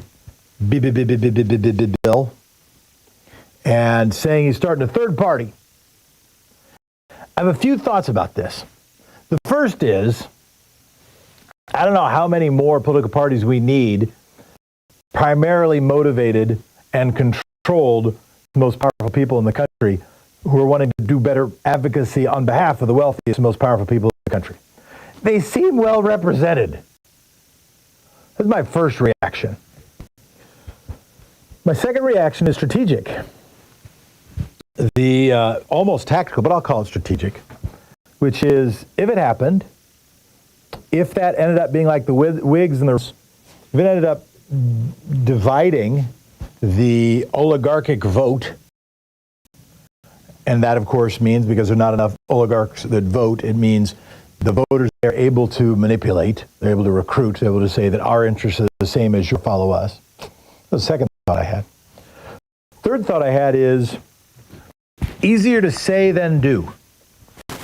When Ralph Nader decided to file with the Green Party, it was because starting a party, it wasn't because he was a stronger environmentalist than Al Gore, he probably wasn't. But they did have an existing party that was frustrated with the Bill Clinton brand of leadership. And he in position to get on the ballot on some states. But you have to do a lot to be able to get on the ballot in some states. Now, if he actually focuses on it, if he focuses intellect, if he focuses his team, focuses his money on doing it, yeah, you could do it. I don't know what that's going to do for Tesla stock. It made it drop 7% in the first day after his announcement. I don't know what it's going to do for his ability to put more spaceships towards Mars, but I could imagine it happening. If it happens, Does it end up splitting the vote a little bit? Does it end up, though, shifting even more fully towards the big lie that the advantage is the same as the public interest? That the sum of selfishness equals the greatest good for the greatest number. That's the big, the earlier part of the 21st century. The thing we have to get over, the thing we have to correct, is in fact that flaw. A fourth thing that occurred to me, it's a little interesting. The world's most powerful politician and the world's richest man are in a bit of a feud. That, of course, is why people talk about it so much. Interested in what the America Party that he's talking for. He wants to stand for freedom and doing good things for the people. Those sound great. I'm for both of those things. I want freedom and I want to do good things. If what he means is, I think Medicaid should have been cut even more, well, that doesn't seem as great. I think fewer people should have access to health care. I think that doesn't seem as great. If it means, I would be happy to talk with Mr. Musk. If it is a pathway to a better, interested in fueling our voting or instant runoff voting, that could be interesting, because I do think that changing voting systems has a chance of advancing the public interest. Now, it's not a panacea. Don't get overexcited about it. You could still have lots of rich and powerful interests controlling a larger number of political parties still advocating for their own interests. The two-party system is not the fundamental evil. Fundamental evil is the fundamental evil, and that can manifest itself in any number of parties that you have. But the number of parties we have is sort of interesting, and recognizing that we need more public interest vehicles, I think that's interesting. But then ultimately it gets to that point that I was saying or hinting at or starting with a moment ago, which is however many parties we have, we need to advocate for more advocacy capacity. We need to advocate for a greater ability to communicate pro-social, public interest, pro-democracy messaging. We have to do more organizing. And this is what I want to say, something that each of you can do. We are blessed with lots of smart listeners, ears, and learned things and done stuff. And one thing that gives you is some degree of moral authority. It gives upset people that you know. It gives you some degree of wisdom, and it gives you an ability to impart that wisdom upon others. I think that every Thom Hartmann listener, let me at least say 1 out of 3. I'd even be satisfied with 1 out of 5, 1 out of 8. But to get 1 out of 3 or 1 out of 5 or 1 out of 8 or 1 out of 10, I should say every Thom Hartmann listener. We're talking to a young person. And if you're one of our young listeners, thank you. And one of our young viewers, thank you. Talk to another one of you. Talk to another one. And get them engaged in something. Get them to become a precinct committee person. Get them to join the meeting, on their phone and on their screen. Get them to attend a peaceful rally. Get them to take a Wellstone action course. Get them to sign up for Sue's Stack on the Hartmann Show and listen to this program. Get them to start donating a few bucks a month to a cause they care about and show up and help that organization, an environmental social justice organization, a political party organization. Get them to engage in a thing. There is right now a growing awareness among young people in this country that something is wrong. Donald Trump exploited some of that, almost ironically. Exploited some of that sense that something is wrong by saying, and I alone can fix what's wrong, rather than being more accurate that he is part of the same corruption and part of even almost an apotheosis of it, almost an extreme result of it. That talking to that next generation, one by one, person by person, brick by brick, community by community, and engaging them in smart and strategic and love-based and victory-based and objectives-based, that's smart, strategic, activism. I believe there's room for that right now. And they'll get that prodding from more major media. They'll get that prodding from social media. They'll get that prodding from rigged algorithms. But you know where that prodding is better from? It's better from you. It's better from human beings who have done stuff, who have seen stuff, who've learned stuff, who's achieved stuff. That your guidance, you could talk to 10 young people and get through to one of them. You could talk to 3 and get through to one of them. You could talk to 1 and get through to 1. Maybe get through to more than 1. I've seen it happen. I've seen young people's lives be changed in a good way by engaging in pro-social community. Gets them stronger, builds their network, and also helps us build overall our strength as a pro-democracy movement. That's my plug. 202-808-9925. We'll be back with your calls in just a moment. Some of the calls that we will take. I do want to hear if you have thoughts about America's Party. America Party. We did an ad, America's Party. You can Google it. Jeff Smith, Adam Klugman. It's probably under my name, Jefferson Smith. You can Google that and check it out. But I am interested in your thoughts about Elon Musk. Do you think we need another political party? And if we do, is it Elon Musk's? I have that question for you. We, of course, will continue to talk about what's happening in Texas and what we need to learn from it with those floods. Not just, oh, shucks, a flood. What else can we learn from it? We'll be right back. This is Tom's show. This is your show.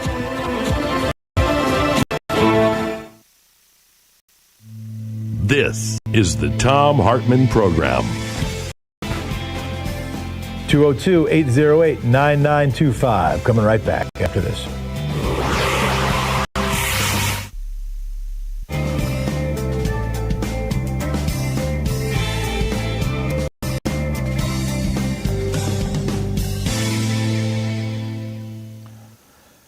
And we are back. Let us go to Eric from St. Louis. You're on the air. Hi, how are you doing? Fantastic show. First-time caller. I consider myself a lifelong Democrat I'm 50 years old, lifelong Democrat. I come from the union side of things, and I have the opportunity to drive through this country, some of the smaller towns, Illinois, Indianapolis. I'm from St. Louis, Missouri, a town that has its challenges as well. And I always notice that these towns are like becoming ghost towns. And one of the things I'm most concerned about being a Democrat is that we just can never get on the same about how to fix some of these problems. And we're always talking about what I feel are some of the outshoot problems. And I just wanted to call and hear your opinion on what kind of conversations do we have to start fixing what the real middle class did. Excuse me. And just bringing Democrats, the union Democrats, kind of back to the table, and I'd love to hear your answer. So I heard a couple questions, maybe 2 or 3. I heard most ultimately, what can we do to bring Democrats back to the table? Another thing is, how do we deal with the real problems, which might be the same thing as that question, or maybe a little different. The third is, what do we do about ghost towns in America? Is it most just that last question, or is there a little bit more to it than just that last question? Yeah, because I remember the era, and again, strong. The unions were always strong in our household. The barbecues were always very patriotic during the 4th of July. We loved each other. We kind of focused on, look, union, we're going to help you. We're going to help you build your businesses, but we want to be compensated as well. And it just seemed like that was an era when the country was just doing better, when the small towns were just doing better. And I never hear, especially in this new election cycle that's going to be coming up, where are the solutions to have the economic success in these smaller places? And I feel like that's where the majority of these people are. Mm-hmm. So I'll say a couple things. So one obvious one is the right to organize and advocating for. I remember the last case I ever took as a lawyer was a guy I knew who was at a circuit city. He worked at a circuit city, and I'm pretty sure it was Circuit City. And he was a Democratic Party activist. And a guy got in line and said that he knew who was with the Democratic Party and also was a union guy, and said, "Oh, you guys should get a union up in here." And he sort of laughed after, said something, whatever. And and to be clear, he did not initiate the conversation. The guy in line at the and right after that, within 24 or 48 hours, he was put on administrative leave. Within a week, he was fired because he was on the receiving end of somebody saying we should put a union up in here. That having, and we advocated ultimately, like we won the case such that it was, but the amount of damages that are available are so small that it's nothing like the $16 million Trump just arm twisted out of the Redstone family to get to punish CBS News.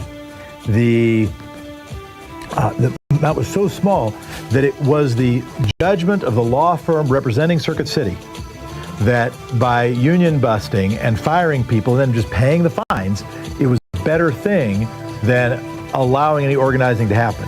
So advocating squarely for stronger penalties and for allowing greater union organizing, that'd be a first step, but I've got more. Stay tuned.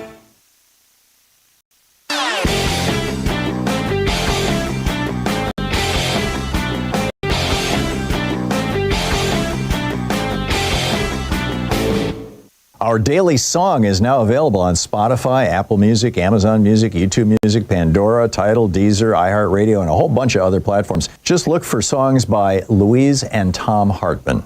Check it out.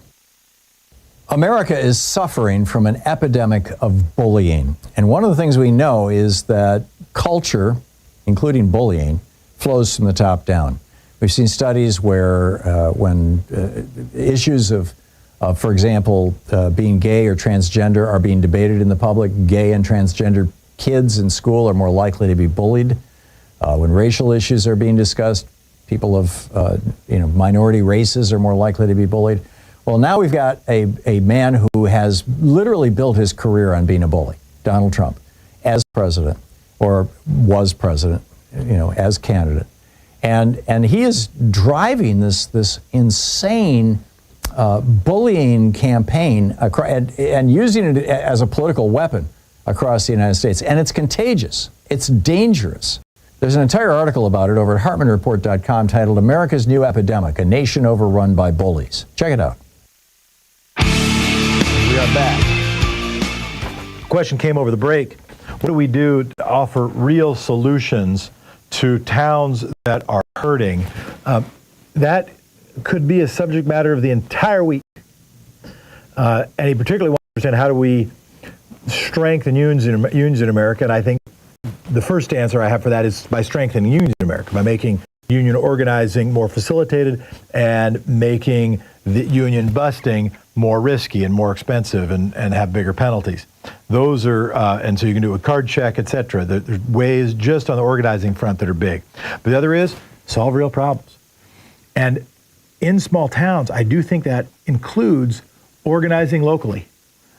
You've heard me say it before, and you'll hear me say it every day I'm here or every third day I'm here, which is we can build relationships locally to build pro-social infrastructure locally, to build organizing locally, and not just organize locally so we can vote for a president, organize locally so we can do better community planning, better city planning, so the local business actually has a chance to compete with a national chain. Do local organizing so those local folks who want to shop locally have a chance to do that. So that people understand that, if we make our roads a little safer, we slow down traffic a little bit, if we build our sidewalks, we have places that are a little more livable to be in, they can see the power of working together. We can also, brick by brick, make the country a little bit better. We can see the results of actually doing that. Reduce asthma, reduce our own low climate, not just because we're sort of climate ideologues, because we just want communities to be better. Work to make communities better. Work to make our libraries better. Work to make our schools better. Work to make our social services better. Work on actually making public services efficient in your state, in your community. DMV, it's not a ridiculously long line. And after you get good service, say thank you to that public worker who is spending their lives to help the rest of us. Improve the mood, let's improve the achievement, let's improve the success of public services, and let's do that in our own communities, in our own states. That helps. Let's support local nonprofit structures that do some of that. Let's just make communities work. And then rather than thinking about this top, I understand it's a national show. And thank you to our listeners outside the United States. You know how important it is what the United States says to what's happening in your country. It's important all over the world. And so even though we're talking to the country, and even though we're talking to people even outside this country, I still believe in the bottom up and in the middle out. And I don't mean the middle of the road. I mean the center of people's lives, Paul Wellstone's line, the center of people's lives. Focus on solving problems. Focus not only on power. Yes, we got to be strategic and smart, and more strategic and smarter than we've been. Our political action should not just be an expression of our rage with no direction. The rage is justified. Having no direction is not justified because it will only make you madder over time. So yes, we should be smart about power. We should also focus that power on actually solving problems, not just power for its own sake, not just, oh, we win so that they lose because we think they're dumber than us. It's not the right way to think about it. We don't just want victory so that our opponents will lose. We want victory so we can make people's lives better. We want victory so we can solve problems and insist that the elected officials, yes, will be smart on strategy, but insist they solve problems and even work for problem-solving solutions that are different than ones we have now. And I'll plug sortition again. Let me get to your phone call because Dave from Hale wants to ask something about Musk and his third-party systems. Go ahead, Dave. Yes, Jeff. See if you follow this. Okay. I'm in favor of what Musk is trying to do, and he would be the wedge, is what I'd call it. Okay, let's look at this House of Representatives. 400 and some people. If the Democrats did what the Republicans are doing right now, where it comes down to one vote, okay, one vote for them to take winner takes all, like you just said, this is unfair. Okay, so what I'm saying is, when it comes down to one vote, no matter who comes up with all this policy that they're trying to promote, if it comes down to one tie-breaking vote, it goes to the third-party system, which would be Musk and his American plan, that it has to be a bipartisan, there has to be a signed bipartisan agreement between both parties in order to achieve what they're trying to do. It has to be signed policy. And if they can't agree on that, and I can't agree on that, and there's still too much debate, then they have to break it down to a line item. Then it has to go back in and go by line, so you mean line item. If we had a proportional representation system, if you had a multi-party system like European countries have, I don't know if it exactly works by overall bipartisan everything, but you do have to make sure that you have a majority of the chamber. The biggest question that Musk will face is how does he get that first congressional seat? Because even if you get 20% of America supporting his party, that doesn't necessarily equal in our system even a single seat in Congress. We'll talk. You're listening to the Thom Hartmann Program. Call 202-808-9925. I think additional party is interesting, but I would say the same thing to Andrew Yang. The biggest thing is we need greater community and support of democracy and support of middle class and support of saving the climate. That's the biggest thing we need.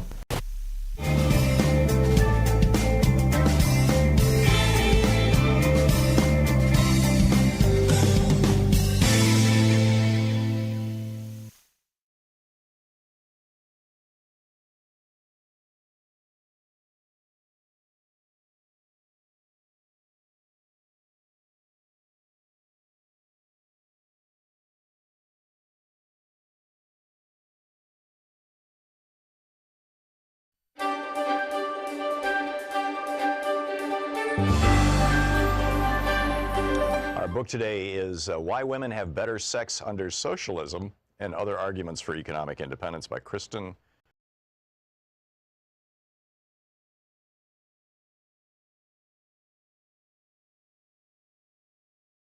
Unregulated capitalism is good for women. And if we adopt some ideas from socialism, women will have better lives. If done properly, socialism leads to economic independence, better labor conditions, better work-family balance, and yes, even better sex. Finding a way into a better future requires learning from the mistakes of the past, including a thoughtful assessment of the history of 20th century state socialism in Eastern Europe. That's it. If you like the idea of such outcomes, then come along for an exploration of how we might change things.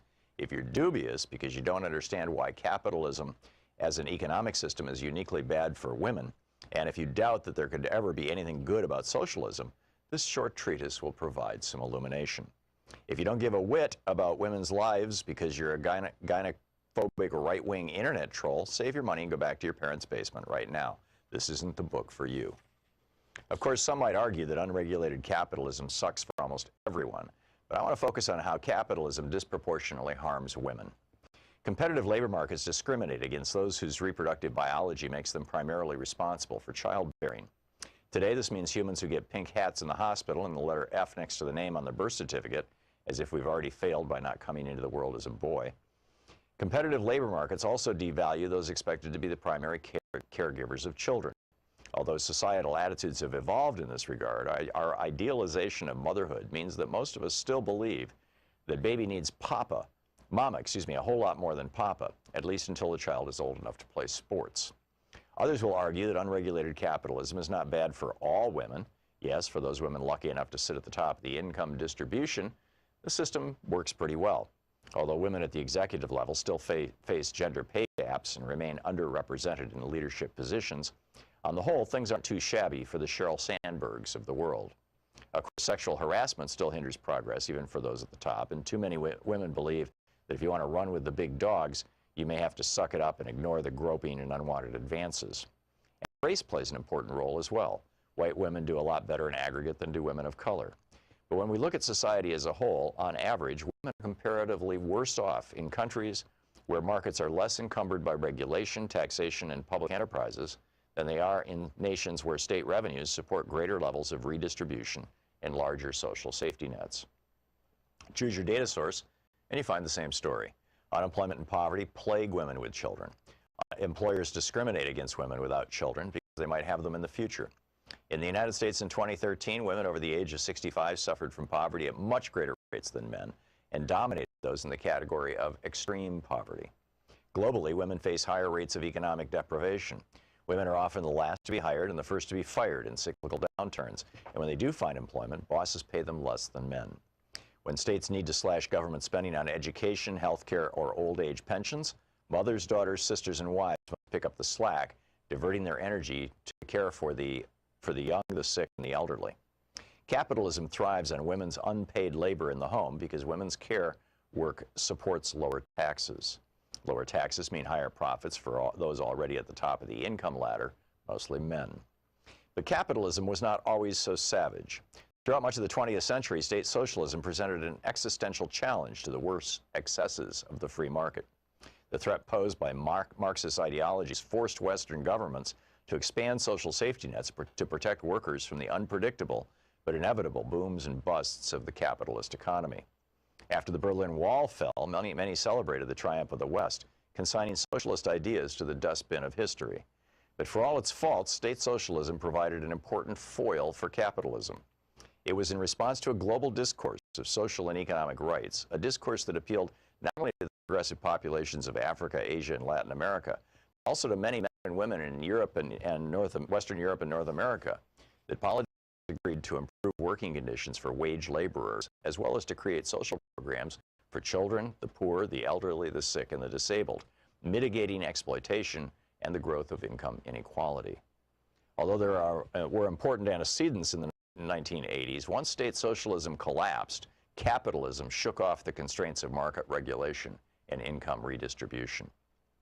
Without the looming threat of a rival superpower, the last 30 years of global neoliberalism have witnessed a rapid shriveling of social programs that protect citizens from cyclical instability and financial crises and reduce the vast inequality of economic outcomes between those at the top and those at the bottom of the income distribution. For much of the 20th century, Western capitalist countries also endeavored to outdo the East European countries in terms of women's rights, fueling progressive social change. For example, the state socialists in the USSR and Eastern Europe were so successful at giving women economic opportunities outside the home that initially, for the 2 decades after the end of World War II, women's wage work was conflated with the evils of communism. The American way of life meant male breadwinners and female homemakers. But slowly, socialist championing of women's emancipation began to chip away at the Leave It to Beaver ideal. The Soviet launch of Sputnik in 1957 spurred American leaders to rethink the costs of maintaining traditional gender roles. Support progressive radio. If you're listening to us on a commercial station, call their advertisers and let them know you're listening. If you're listening to us on Pacifica, or one of our many nonprofit stations, please support them when they do their fundraising drives. Thanks for supporting Progressive Talk Radio, and tag you're it. So back when Donald Trump debated Kamala Harris, he was asked about world leaders and whatnot, and he went off on this thing praising a guy named Viktor Orban and saying he's a tough guy, he's smart, he's the prime minister of Hungary, and he loves me, basically. So who is Viktor Orban? Well, it turns out Viktor Orban is a guy who took over Hungary in a regular election, the prime minister, and then turned it into basically a neo-fascist paradise for right-wingers. All the media is now controlled by right-wing oligarchs. He's packed the courts, changed the Constitution so that they have things like gerrymandering and voter suppression, so he always wins every election. He throws people in jail for criticizing him, even on Facebook. I mean, this is what Hungary has become. Fox News loves it. Tucker Carlson did his show from there for a week, and that's what Donald Trump wants to do to America. You can read the whole thing over at HartmannReport.com. It's titled Trump's New Hero, the strong man who crushed democracy in Hungary. Check it out.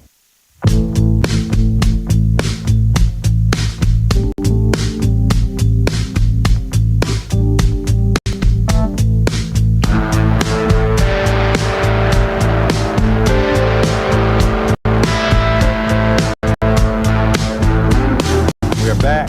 Let's do a speed round so we can clear this board. Get these good, smart people in.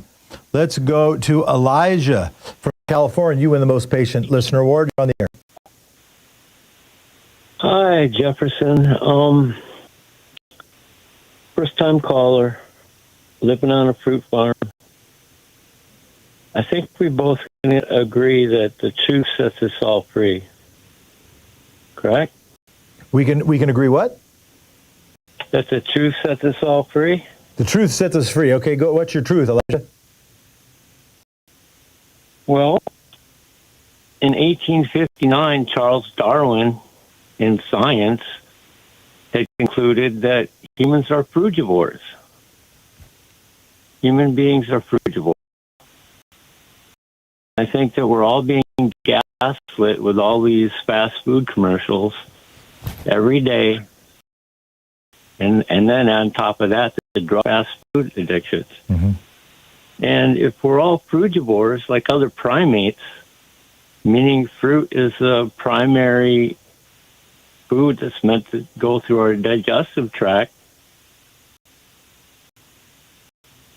aren't we as Americans really missing our full potential?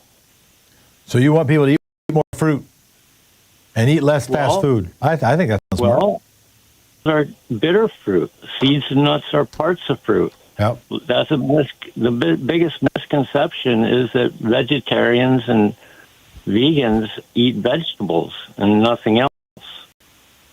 Elijah, I think your point is well taken. We should eat healthier and we should eat more plant-based diets. I don't think there's anything you're saying that ain't speaking some truth. Mark from Portland, Oregon, you're on the air.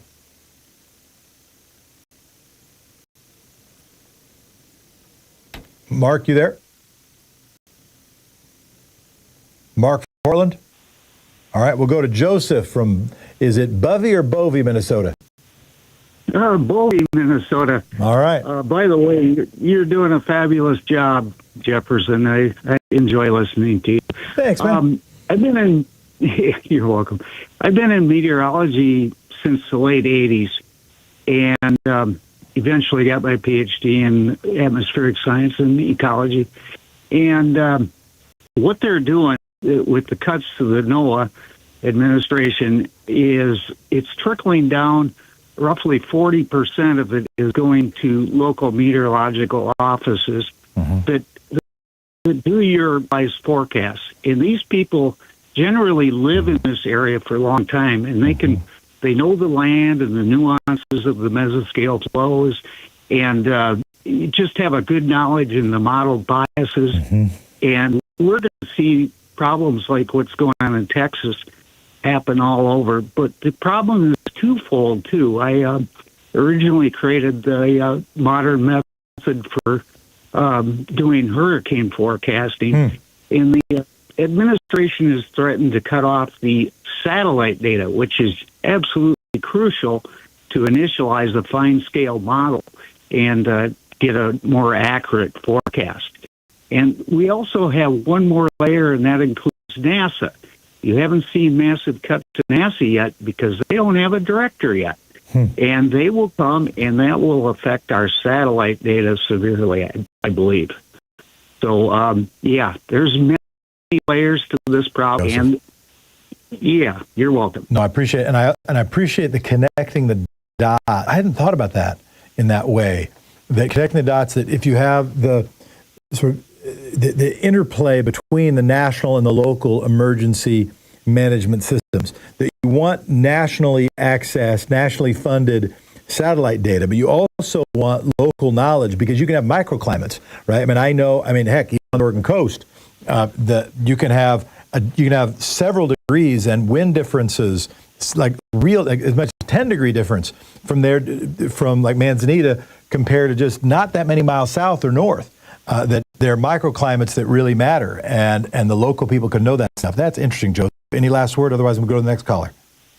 You're absolutely precise, and they also know the land, which affects the microclimate. So we have to stop this. Yeah. Thank you very much. Appreciate it. Let's go to Hector from Chicago. You're on the air, Hector.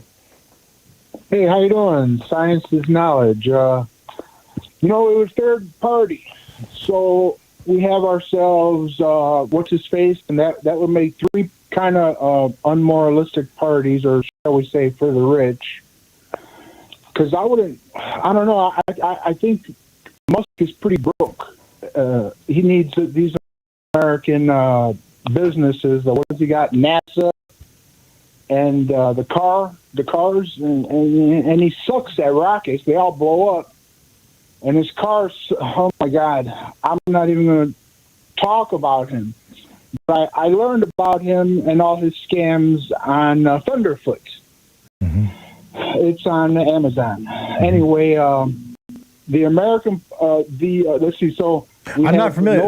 That's a documentary. That's a show. I'm not familiar with Thunderfoots. I'm pretty sure it's Thunderfoot on YouTube. But the 2 zeros are actually zeros, so they're numbers. And it's a show. It's a documentary. What are we talking about here? Yeah, it's a show. All right. Anyway, go on. Pretty good. So the no lies, no deceit, or could be a party, or the intelligence party, because America doesn't do mental evaluations. So we have such instances all over the place, and all over the place about dirty cops and all these videos and dumb cops, and they're just dumb. And some people, I learned in my class, like when I was 9, and they took me aside, the white classmates, and they said, "What nationality are you?" "Mexican," I said, and they said, "You're not Mexican, you're Chinese. We're going to fight the Chinese on the rooftops, and you're going to be the first to starve." And they all looked at each other and agreed from the boy who said that. I won't say his nationale. But the point is that people that are taught hatred, hatred makes ugly, but they teach their kids this way. Yeah. And this is so unhealthy. And I think mental evaluations, which were given to police officers one time. So your case is we should be less racist. Your case is we should do mental evaluations on people. What key point you want to make, Hector? Well, people who learn self-defense beat me up, first of all. So these violent people that are our fellow Americans. So, all right, Hector, I need to hear the main point, and I need to get on to the next one. If you already had a chance to make your main point. Well, I testify. I'm thankful. Ask, receive, went great for me. I'm glad I got white hairs on my little head when I heard Zark. All right, there you go. Thank you, Hector, very much. I find the subject of mental evaluation very interesting and apropos. Gary, you are on the air. Hello, and thank you.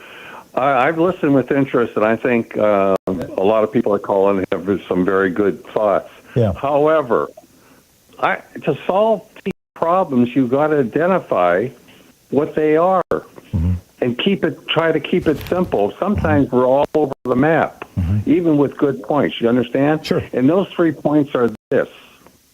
No doubt about it, what they are. First is greed. The second, right now, is the lack of enough rule of law.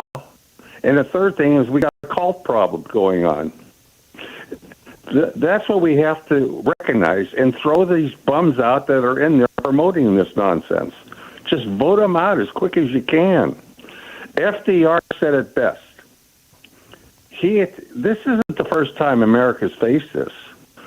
But I think this time, being 80 years old in September, enough in my lifetime, he said this: we have earned the hatred of entrenched greed.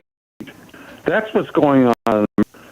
We got to solve a problem. You have to focus on it. You can't be all over the map talking about 20 or different 30 things right now. And so you think it's just those 3?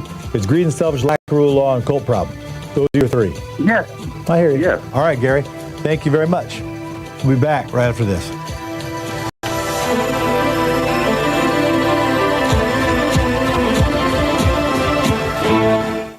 You're listening to Thom Hartmann. Visit ThomHartmann.com for audio and video archives. We'll be back right after this.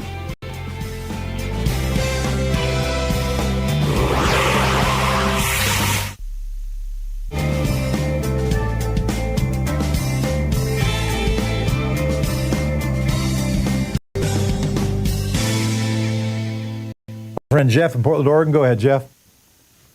Hey, good day, Jefferson. Loads of great calls today, and kudos to you. You always keep the political gumbo spicy and hot while Tom's away. Thanks for doing what you do. And I missed getting in action last week for giving it to the BBB. So I just want to say that I would call it the Get Sick, Die Quick MAGA plan to kill the working class and destroy democracy. And tip of the hat to former Rep. Ellen Grayson for the Get Sick, Die Quick. But I'd agree with the earlier caller who praised Hakeem Jeffries for the tremendous speech, but questioned if it was too little, too late. In any case, I think Mandami has given us the winning message for 2026, and that is MAAA, make America affordable again, because this bill, along with the tariffs and the ICE raids on farm workers, certainly is going to cause prices and the cost of living to rise exponentially. But finally, Jeff, in the topic of the day, with this latest climate disaster in Texas, and my heart goes out to all the people affected. But doesn't this have echoes of the pandemic, where U.S. pandemic response, prior to the pandemic hitting, cutting all climate research and the National Weather Service, getting rid of clean energy subsidies while giving carte blanche to the fossil fuel industry? Unfortunately, it makes this Texas disaster, in my opinion, a small preview of what's to come. What do you say? Yeah, I do see the parallels of seeing a caller just a moment ago say, well, it boils down to 3 things: greed and selfish, lack of rule on a cult problem. I think all of this stuff kind of boils down. You can boil it down to 1 or 2 things, or expand out, but we've got to make sure we can focus it in our minds and connect the dots, because I do see all these dots are connected. And you're exactly right. Allow, disinvest, de-invest, underinvest in systems of protection. Then, as long as you have sufficient control of media outlets over your voter base, people won't see the connection between that thing and between that tragedy and the underinvestment and the disinvestment. They won't see the connection between climate change and underinvestment in protection and then a flood tragedy. And because they'll use it to change the subject, maybe because they're a cult, maybe because they don't abide, because we don't have sufficient legal structures to protect a good media conversation, maybe because they help people just focus on their own greed and selfishness, and it does link to those things. But I see another dynamic. And that other dynamic is that when things get bad, it does risk then handing more power to the tyrant.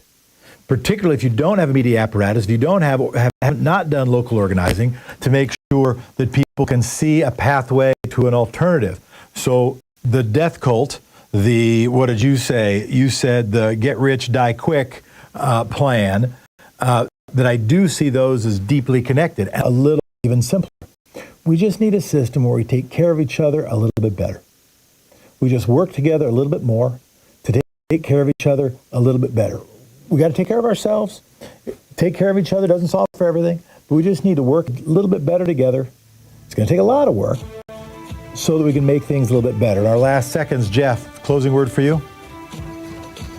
Well, going back to Zoran Mandani, he did it through grassroots organizing. You're experienced grassroots guy yourself, so maybe you can expound on some of that this week. It's a great point. It's a great point.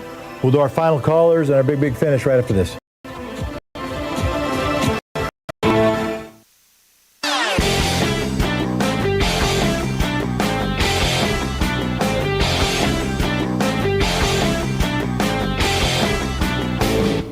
Hey, thanks so much for sharing our program and for reaching out to our stations and sponsors and letting them know that you're listening. It really means a lot to us.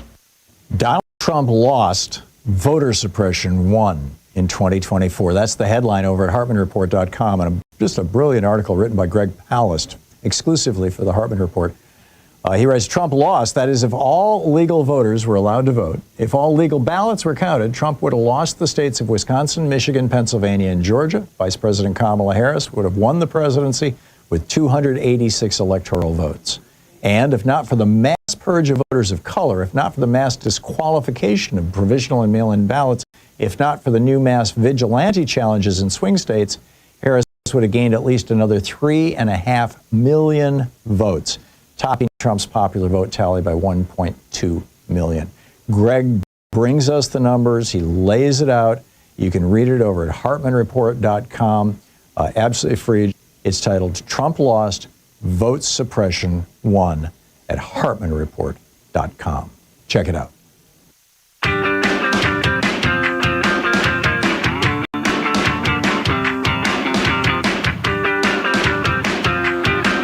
All right. We got just a few minutes. We'll go race through the calls we've got here. Go ahead, Victor from Salem. You're on speed round. Yeah, well, here's the problem. Donald Trump deliberately knew what he was doing with the Republican Party by cutting NOAA, National Weather Service. This was deliberately done because they don't believe in man-made climate change. They're pushing for oil production and gasoline use, and that is the crux of the problem is right there. And I'm tired of Donald Trump and Republicans coming on with alligator tears and saying that they feel sorry. But these people are the most evil, vile people in the world. They knew exactly what they were doing. I hear you, Victor. Let's go to Susan from Waldport. I hear you loud and clear. We're going to try to get each of these calls before we wrap in just a few minutes. Go ahead, Susan. Hey, thank you, Jeff. I love my little microclimate out here, by the way. And I am a research scientist. I work for Oregon University, and we get our funding through NOAA. Yeah. In particular, the Oceanic and Atmospheric Research Division, which studies the climate crisis. And they've basically forced people to retire. We've lost 30% of our employees already. But anyway, I have 5 words like what's going on right now with the climate catastrophe we are seeing, and it is warm air holds more moisture. That is what we are seeing, and this is only going to get worse because we have pumped so much CO2 into our atmosphere, and it lasts for 200 years in the atmosphere. And add the methane bank to it, so that is what's happening, and that is why the storms are getting bigger. Oh, Susan, thank you for the call. I would love to talk to you further. And did you lose your job in all this? I'm retiring. You're retiring. I can't stand it anymore. It's like working in a morgue. Oh, well, thank you for your service, and to the next call. But appreciate your perspective and very much appreciate your experience. Larry from Port Angeles, better better be a quick poem. This poem is called Love Has a Power. I've seen the lives of all mankind change in many ways, but the most powerful I have seen today is love in all its splendor. Love has the power to break down the walls of hate and prejudice forever. So come on, one and all, and sing out a song, for it's true, we do make a difference. Hand in hand, let's strike up the band for unity and understanding. Lead the way in all that you say, and make your word law in your universe. Larry, thank you for the call. One thing I like about the poems, they're actually pretty tight. Christopher from Hawaii, you're on the air. Aloha and amen to the gentleman's quote. Thank you, Mr. Hartmann. I appreciate your clear perspectives on all these issues. I would like to quote Thomas Jefferson, who said, "Death to tyrants is obedience to God."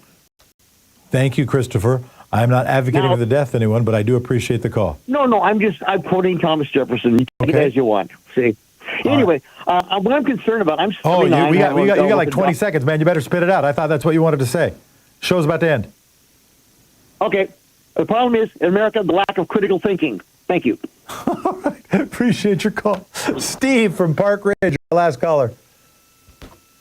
Yes. I'm 75 years old, 56. Nikita Khrushchev, the premier of Russia, said he would take America, they would take America without firing a single shot. And I think we're seeing that come to be with the Trump presidency and GOP sycophants. I wonder what the connection is to Russia with them. Thank you, Steve, for the call. We do, on this program, what I have the honor of sitting in here, I do think about what does it take to be patriotic. I'm still basking in the aftermath of the combination of a dastardly bill and then the 4th of July. It's in my mind and it's weighing on my heart.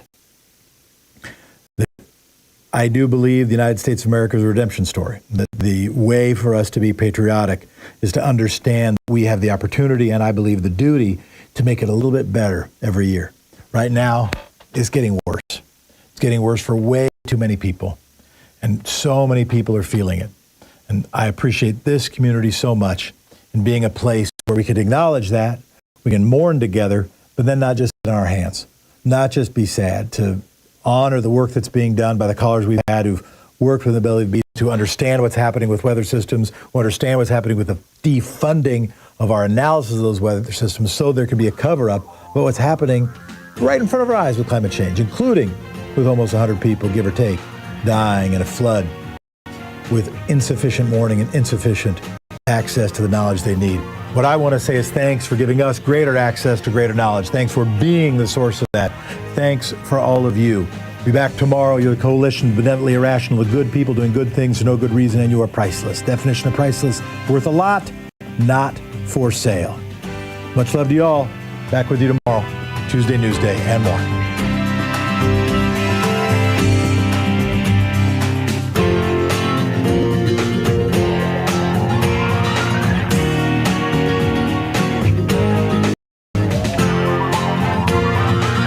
You've been listening to Thom Hartmann. For audio and video archives, visit thomhartmann.com.